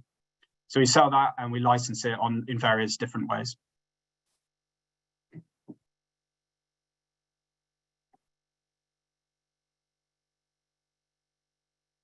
All right. It looks like another good question here from Alifia. They would like to know, how does GIST ensure an independent impact measure, which is not influenced by the client? Yeah, I can. Yeah, you go, Pranay. Yeah. So the way we do that is we take information which is released by companies, especially in their public disclosures, right? And we transform it using algorithms and knowledge which is coming from peer-reviewed scientific research and economic modeling. So they have no input into how their data gets transformed and what kind of assessment results come out of it. It is completely based on internationally aligned standards and scientific research. Right. So what all that the companies can do is give us the inputs and their operational performance data, but the results will be a result of how the IBE processes that data. I hope that answers the question. I think that's pretty thorough.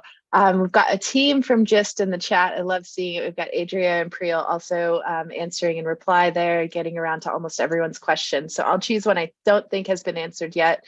There's a question from Mike that asks, does GIST currently take any public policy advocacy positions as sustainability reporting goal setting requirements are getting developed?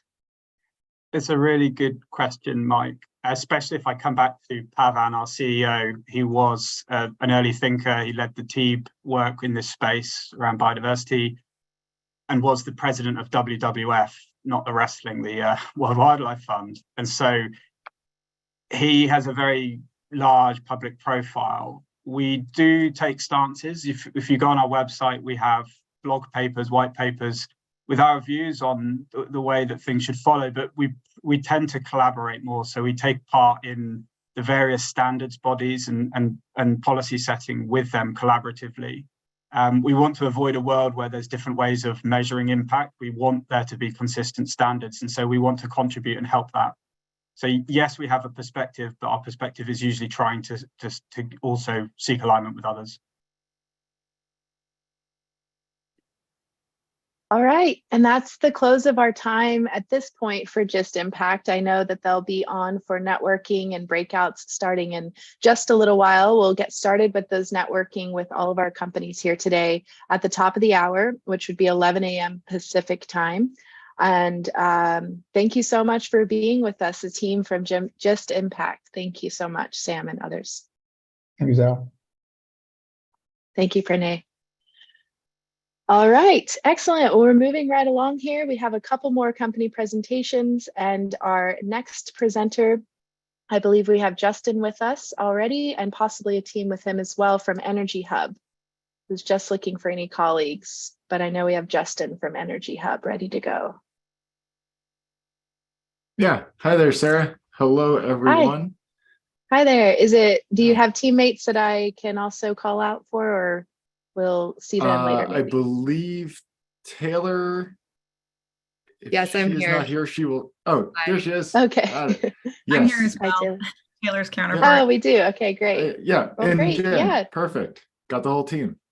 Okay, great. Thanks, Energy Hub. Take it away. All right.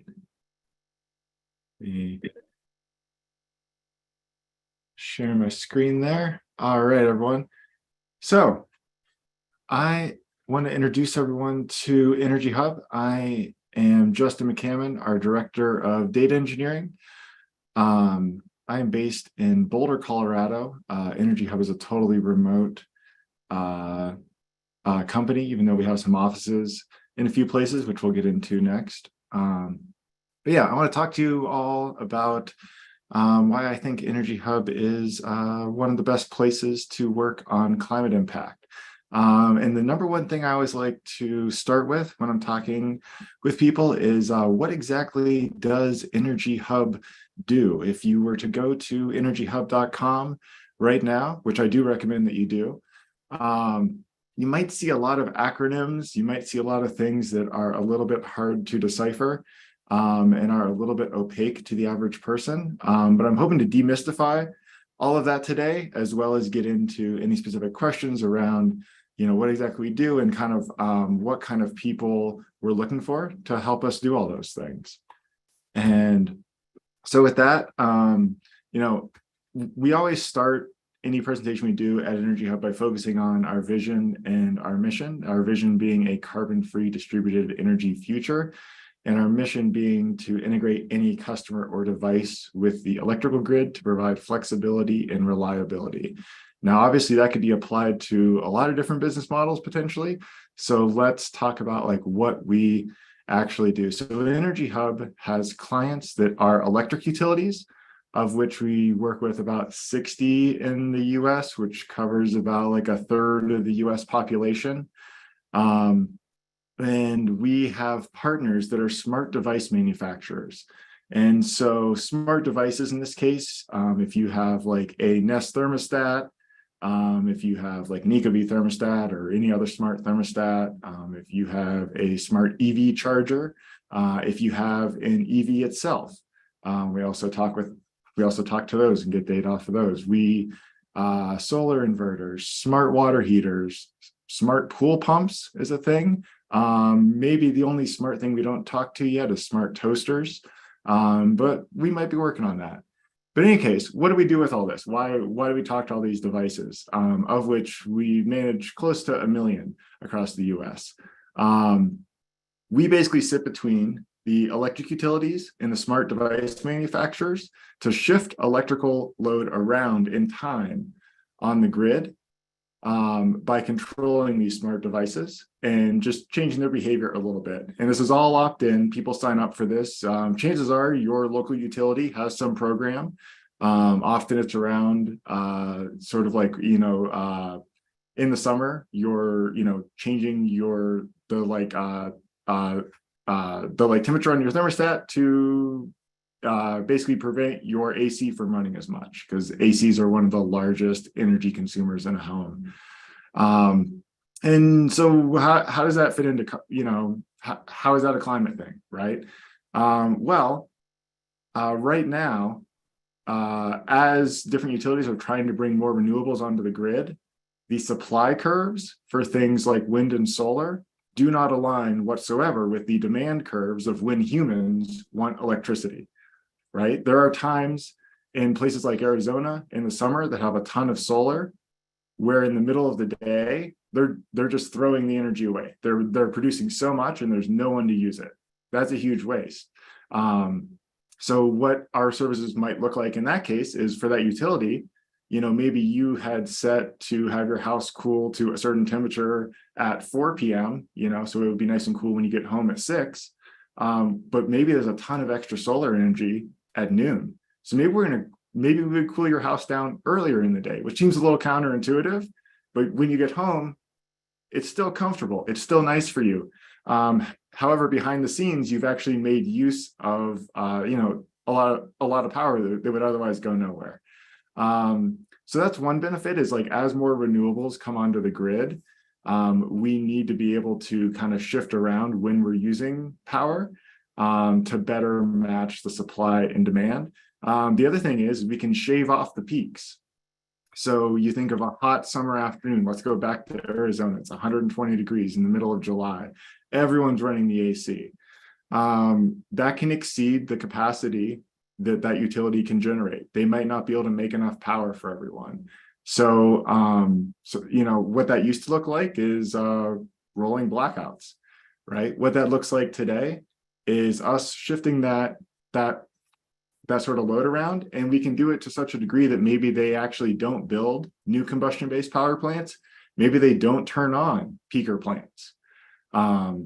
we're basically trying to be a big button they can press to reduce demand when they need it, to meet all of these other needs that they have. So that kind of in a nutshell is what we do, is sort of bridge that gap between utilities and smart device manufacturers, and sort of how it fits into climate. And so you're going to see the acronym DER, that's Distributed Energy Resource, a lot on our website. You might even see DERMS, that's Distributed Energy Resource Management System, for anyone playing along with acronym bingo at home. All that means is, like, we make a DERMS or DERMS. That is the software that these utilities use to interface and set up the programs to control all these devices within their regions and achieve the outcome they want. And so what that looks like on, within the company is teams of people in charge of the software that sends all those messages out. And my team's on the data side, collecting all that data that comes back in from all those devices. They're constantly sending us little bits of data about what they're doing and if they're consuming energy. And then we use that to, basically serve the, all of our electrical clients and prove that we did what we said we're going to do. Or we also do some advanced research into, what behavior looks like out there. We're kind of in a unique position to collect data from EVs at a pretty large scale. That's a pretty new thing for utilities to get used to, and it's unlike anything else that's ever been on the grid. And the amount of power and the times at which that power is consumed. And, so we're kind of breaking ground out there in some of the trade journals, like the IEEE journal, by publishing research out there on, what we're seeing. Which is really cool to see. We've got some amazing data scientists, on the team. And so coming back to the climate impact here, really where this hits is decarbonizing the grid and, overall electrifying transportation. We actually kind of play in both those spaces as those things come together through the wider adoption of EVs. And, if you look at a lot of breakdowns from books like Speed and Scale, where people have kind of ranked, what are the biggest opportunities, those are the number 1 and number 2 opportunities for decarbonizing things worldwide. So this is, there's not a bigger place to go try to have impact. And part of why I'm here is if you want to work on a climate solution where tech and data is at the center of what they do, this is absolutely the place to be, to also be focused on 2 of the biggest opportunities out there to reduce carbon. So I think I'm at time and ready to go into questions. And you can check out energyhub.careers. Here's all of our open roles. I've talked a lot about software engineering and data engineering, which there are a number of roles for, but that's not all that's here. We've got marketing, client success, design, sales. There's a lot. And we've got offices in Brooklyn and Burlington, Vermont. But we hire people anywhere. There's people in the company from California to Croatia. So we're kind of all over the place. And and if you join the networking portion later on, I believe Taylor and probably Jen will also be there to help talk with anyone there. But right now I'm happy to take any questions that came from the audience, which I have been willfully ignoring while I was talking. So let me catch up here.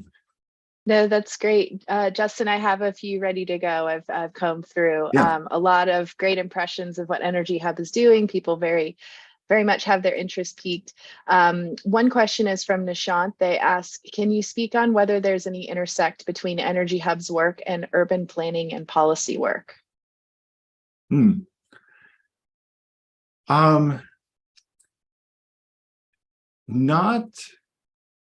I would say not directly urban planning that I'm aware of. I think it intersects more with some of the infrastructure planning for utilities, because that's the other way that they can begin to kind of solve this problem. The trick with that is you're talking about billions of dollars and decades of time to build new transmission lines and power plants and upgrade substations and make it so that if everyone comes home and plugs in their EV on your block, you don't have a blackout. Or, I mean, they're going to do that anyway, but by the time they do that, the grid's going to be so different, they're still going to need more flexibility. So that's why they're kind of turning to companies like ours to have a software button to press and solve the problem now and solve the problem well into the future. But yeah, I don't think there's too many like urban planning, at least in my sense of urban planning intersections. But thank you for that question. All right, there's a great follow-up to that question from Alifia. They ask, what are the competitive solutions in the market, or is Energy Hub the only one that utilities can use? Yeah, so we're not the only one. There are others. We are the largest in the US by like devices under management. But yeah, there and you'll never see Energy Hub's name. That's the other thing, is that your local utility may very well use Energy Hub and you would not know, because utilities themselves are the face of this. So you see your local utility has, sign up for our Super Saver, AC program in the summers. And some company like Energy Hub is actually administering that behind the scenes.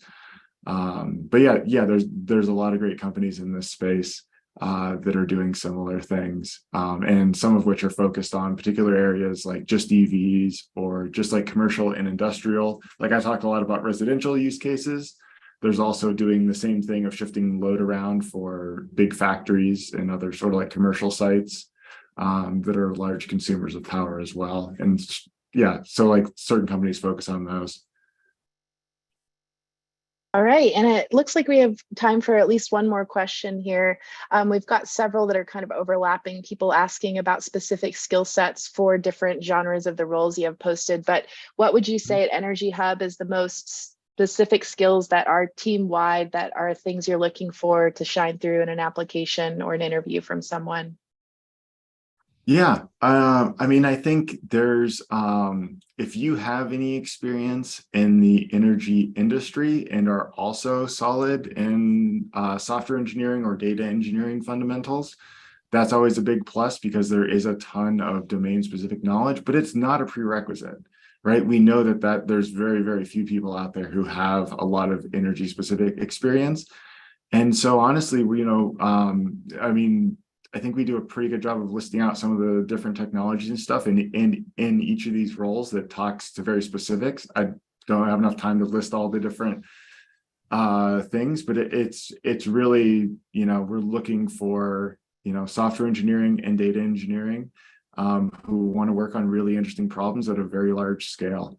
If you get interested about, hundreds of billions and trillions of rows of data coming in every year, and you want to apply those skills to, something that's doing something for the climate, this is the place to be.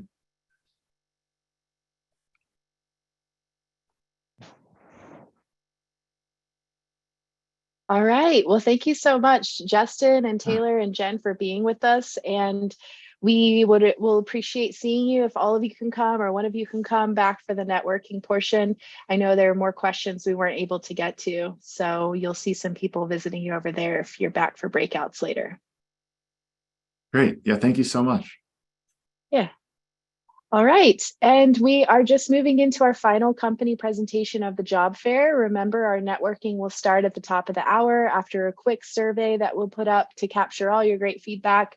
We really appreciate your time to be here at the job fair today, and a special thank you, if we didn't say it before, to all of our presenters who've taken time, and for some of them, multiple team members out to have a little Zoom party with some of their closest new fans of the company. So we now have Carbon Direct, and I know we have Eliora with us, and there she is. She's always on it with the screen share. Welcome back, Carbon Direct.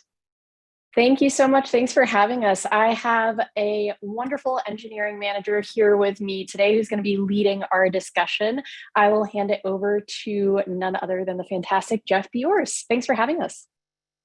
Yeah, thank you for having us. Hi, I'm Jeff, engineering manager for actually both our teams right now. We have two software teams. I'm managing both, but a little spoiler, we're hiring for a manager for one of those teams too to help me out. Yeah, but we are Carbon Direct. Ellie, we're going to kick to the next slide. We'll talk about what we do. Our mission is basically helping companies achieve their climate goals. So, our flagship example is when Microsoft wants to be net zero by such and such date, we work with them end to end to achieve that goal, from footprinting, categorizing their emissions, reducing them, and removing carbon from the atmosphere to make it there. We have been doing that in an advisory sense since 2019. We are science first. We have a world-class team of scientists making all that work possible.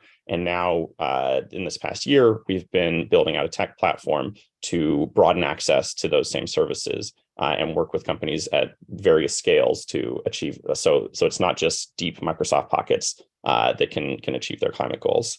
You want to kick over to the next slide? Thanks. So, how we do that, like I said, end to end.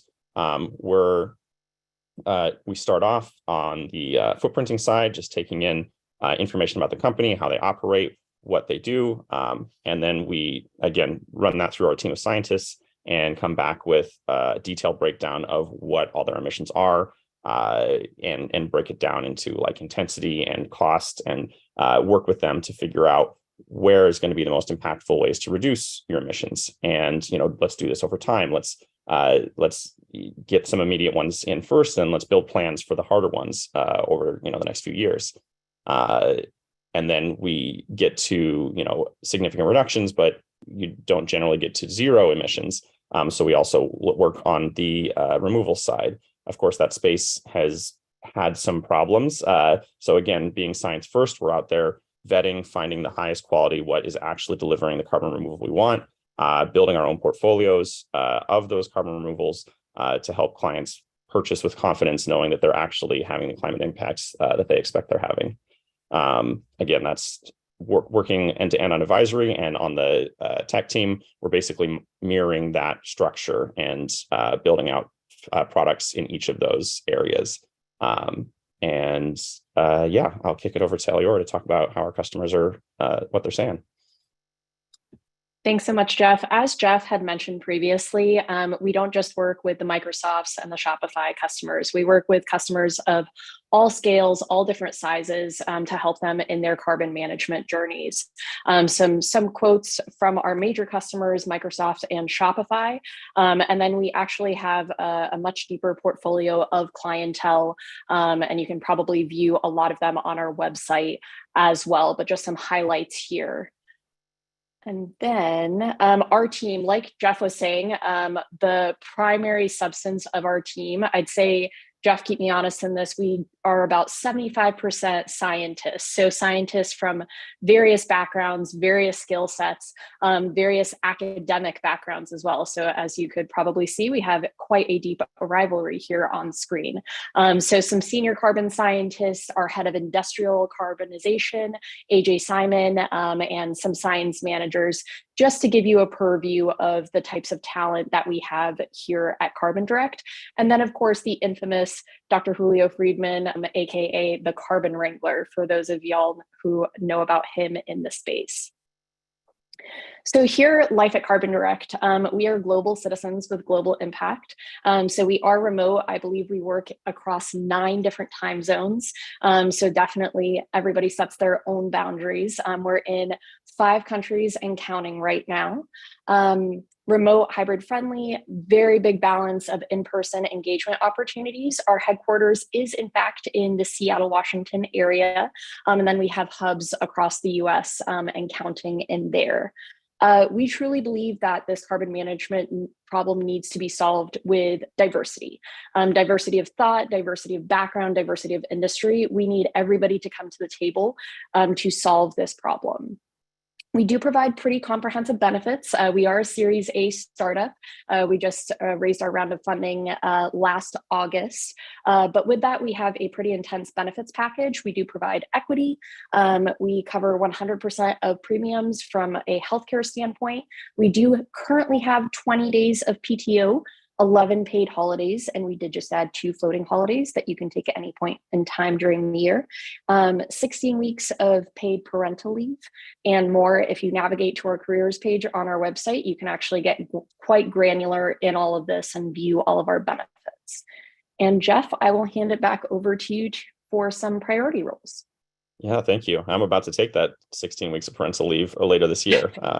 So I'm glad to be here. Yeah, so here's a bunch of engineering roles we're hiring for. It's a small and nimble team right now. I think we've got about 13 engineers, although we're hiring quickly, so I might be off a little on that. I mentioned I'm engineering manager for both teams. We have a team focused on greenhouse gas emissions management, that's footprinting and reductions and reports.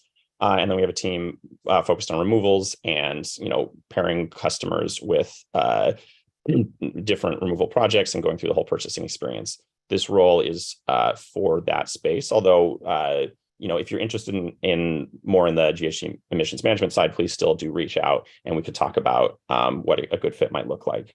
We're also hiring for senior front end and senior back end engineers. One on the back end engineer is on that removals team. The front end engineer is on the GHG emissions team, and a DevOps engineer to help as we scale out and need to have, building out stable systems. And I'm happy to answer any questions about these roles.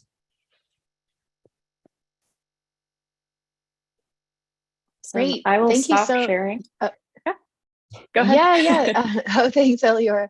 No, I was going to say I'm happy to read out a couple questions I've begun capturing. So I know some more will keep piling in, but we did have one question from Andre, and they ask if you can, oh, I copied the wrong thing. I will go back. I will get to your question, Andre. I copied my own copy paste. I'm sorry. I'll get to that. First, I'll read Salome's question. They said they're super excited for this presentation. Could you please tell us more about how you relate to other actors like Carbon4 or science-based targets and relate with Accords to Paris? I'm actually not sure the answer to that, Eliora. I'm not either, actually. So that's definitely something that we can take back to the team. And feel free to reach out to me on LinkedIn and would love to answer that question. Apologies for not knowing the answer. No worries. It happens. We all have a great hive of minds here. So I hope that I would hope that we have questions we can't answer in a group as big as this. But Yes. Sorry about that, Salome. We'll try to follow up with you maybe a little bit later. I did find Andre's question. Can you talk more specifically on how your teams interact with clients and what role Carbon Direct plays in implementing emission reductions?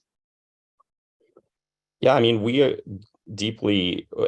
work with clients about as deeply as they would like us to go, and we can keep going deeper and deeper, or some clients want just a little bit to dip their toe in the water. Obviously, we prefer to go deeper and help them reach actionable change. And in fact, when a client is a little too, I don't know, standoffish isn't the right word, but if it doesn't seem like they're serious about taking real action, then it's not really a good fit for us. And on the engineering team, the company as a whole is very collaborative. So on the engineering team, we don't directly work with clients for the most part, unless there's a particular issue, but we're working very closely with products, with sales, and with the science team, who are very deeply embedded with customers. So we'll get requests for specific reports for different companies, and we'll work on achieving those reports and ensuring, we do a lot of one-off work. Bespoke advisory services is maybe the nicer way to put that, which is part of why we're building a bigger tech team to have more general solutions. I'm not sure I've 100% answered the question, but that gives an idea.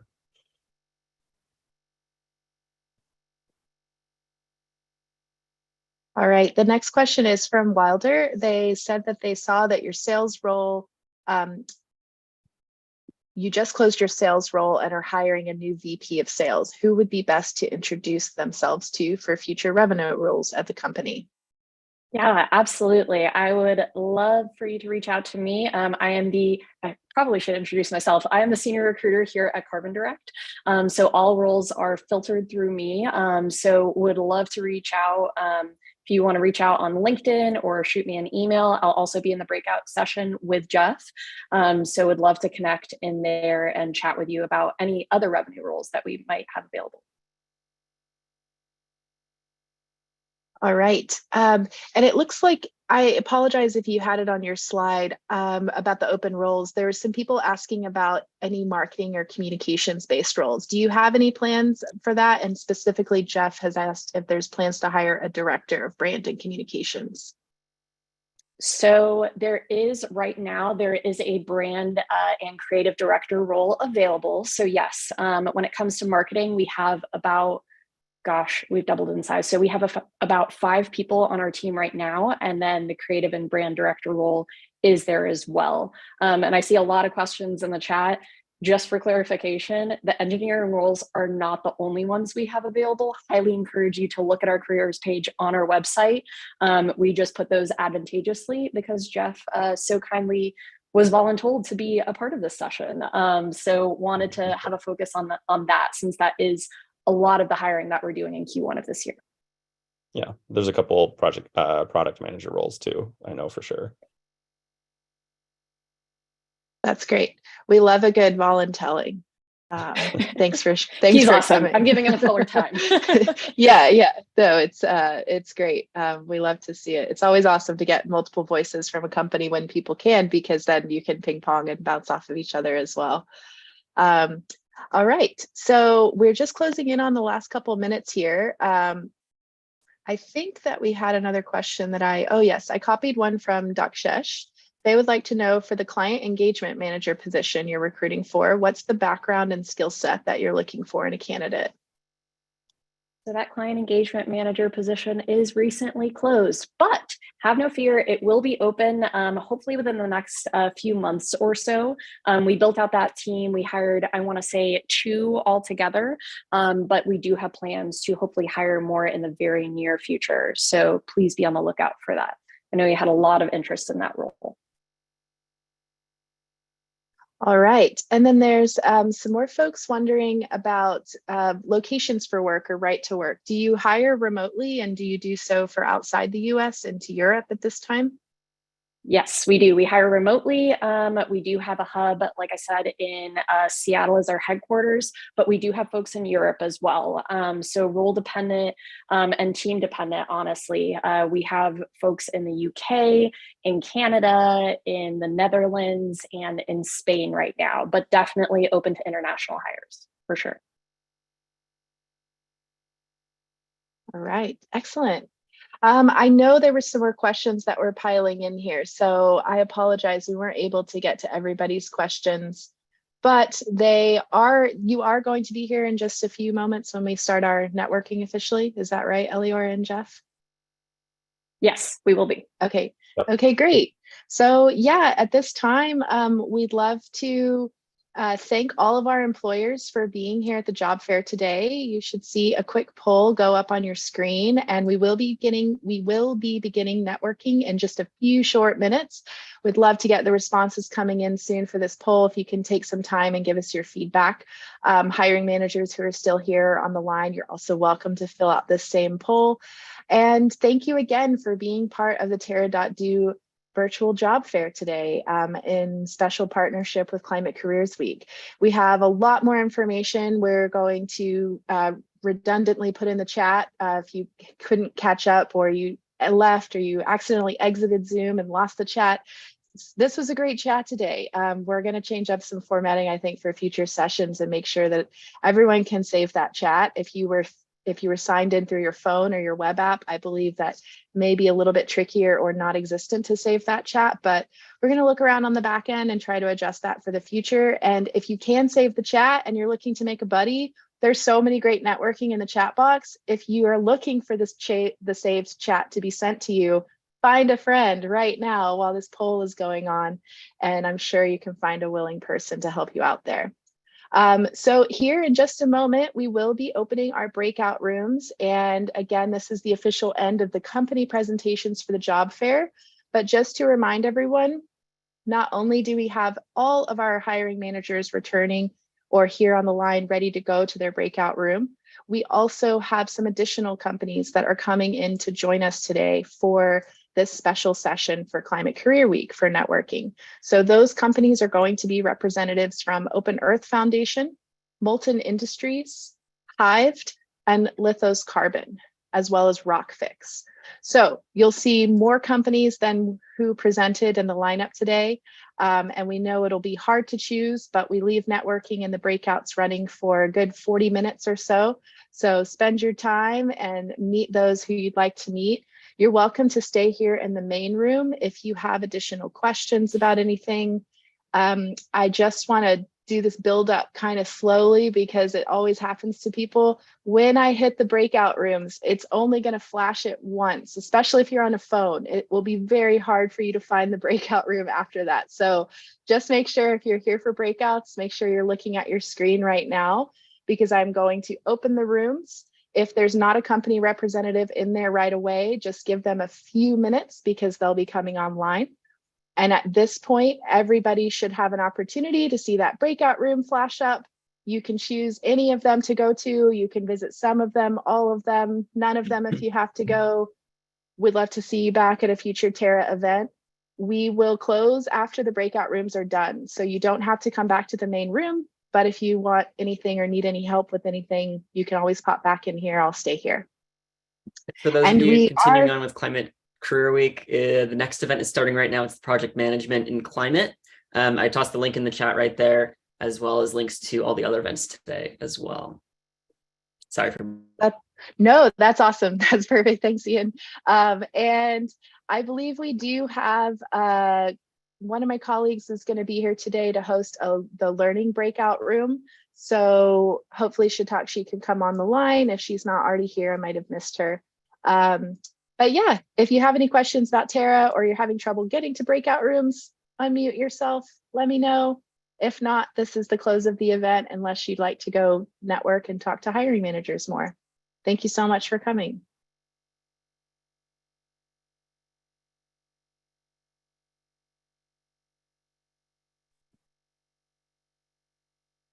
If you're having technical difficulties, feel free to unmute yourself if you can. If you need help getting to a breakout, like I said, it always tends to happen. People lose that breakout room. It's in the little tiny 3 dots, the ellipses on your Zoom menu.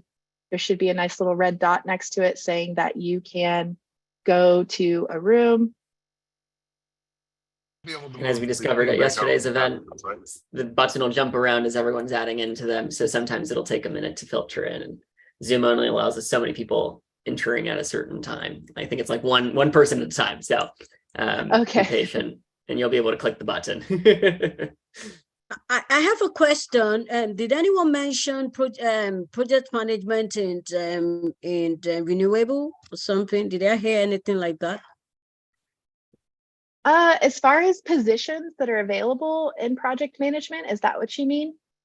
Yes, I thought somebody mentioned that there's an event for project management roles. Oh, yeah, that I think that was what Ian just said. Yeah, that's the next Climate Career Week event. I'll post the link to that again in the chat so that it's down at the bottom for you. You can follow through to that. Yeah.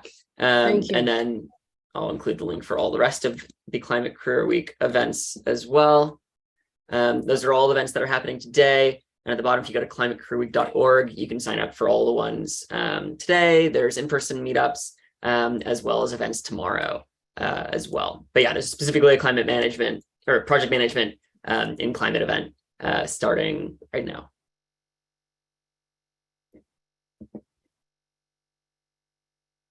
And I've also put in the chat for the additional companies who are joining us today, their open roles and their positions are posted here in the last chat I made.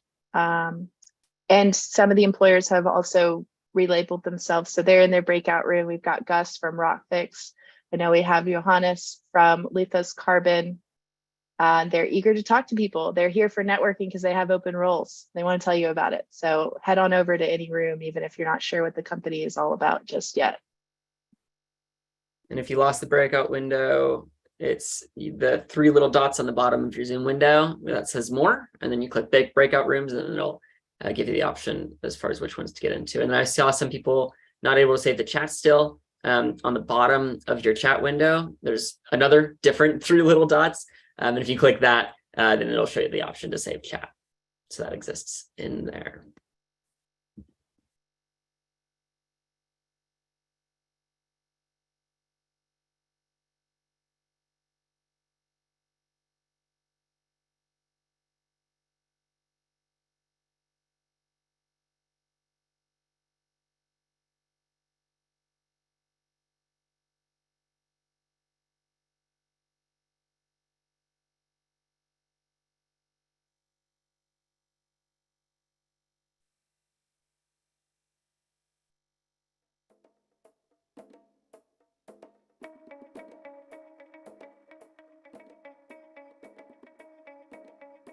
And if anyone else is on here and not going into a breakout room and has any other questions, we're here. We're happy to answer them and hang out just in the main sort of space right here. So any questions about Climate Career Week or Terra.do or any of our partners or just working climate generally, I'm happy to field and answer what we can.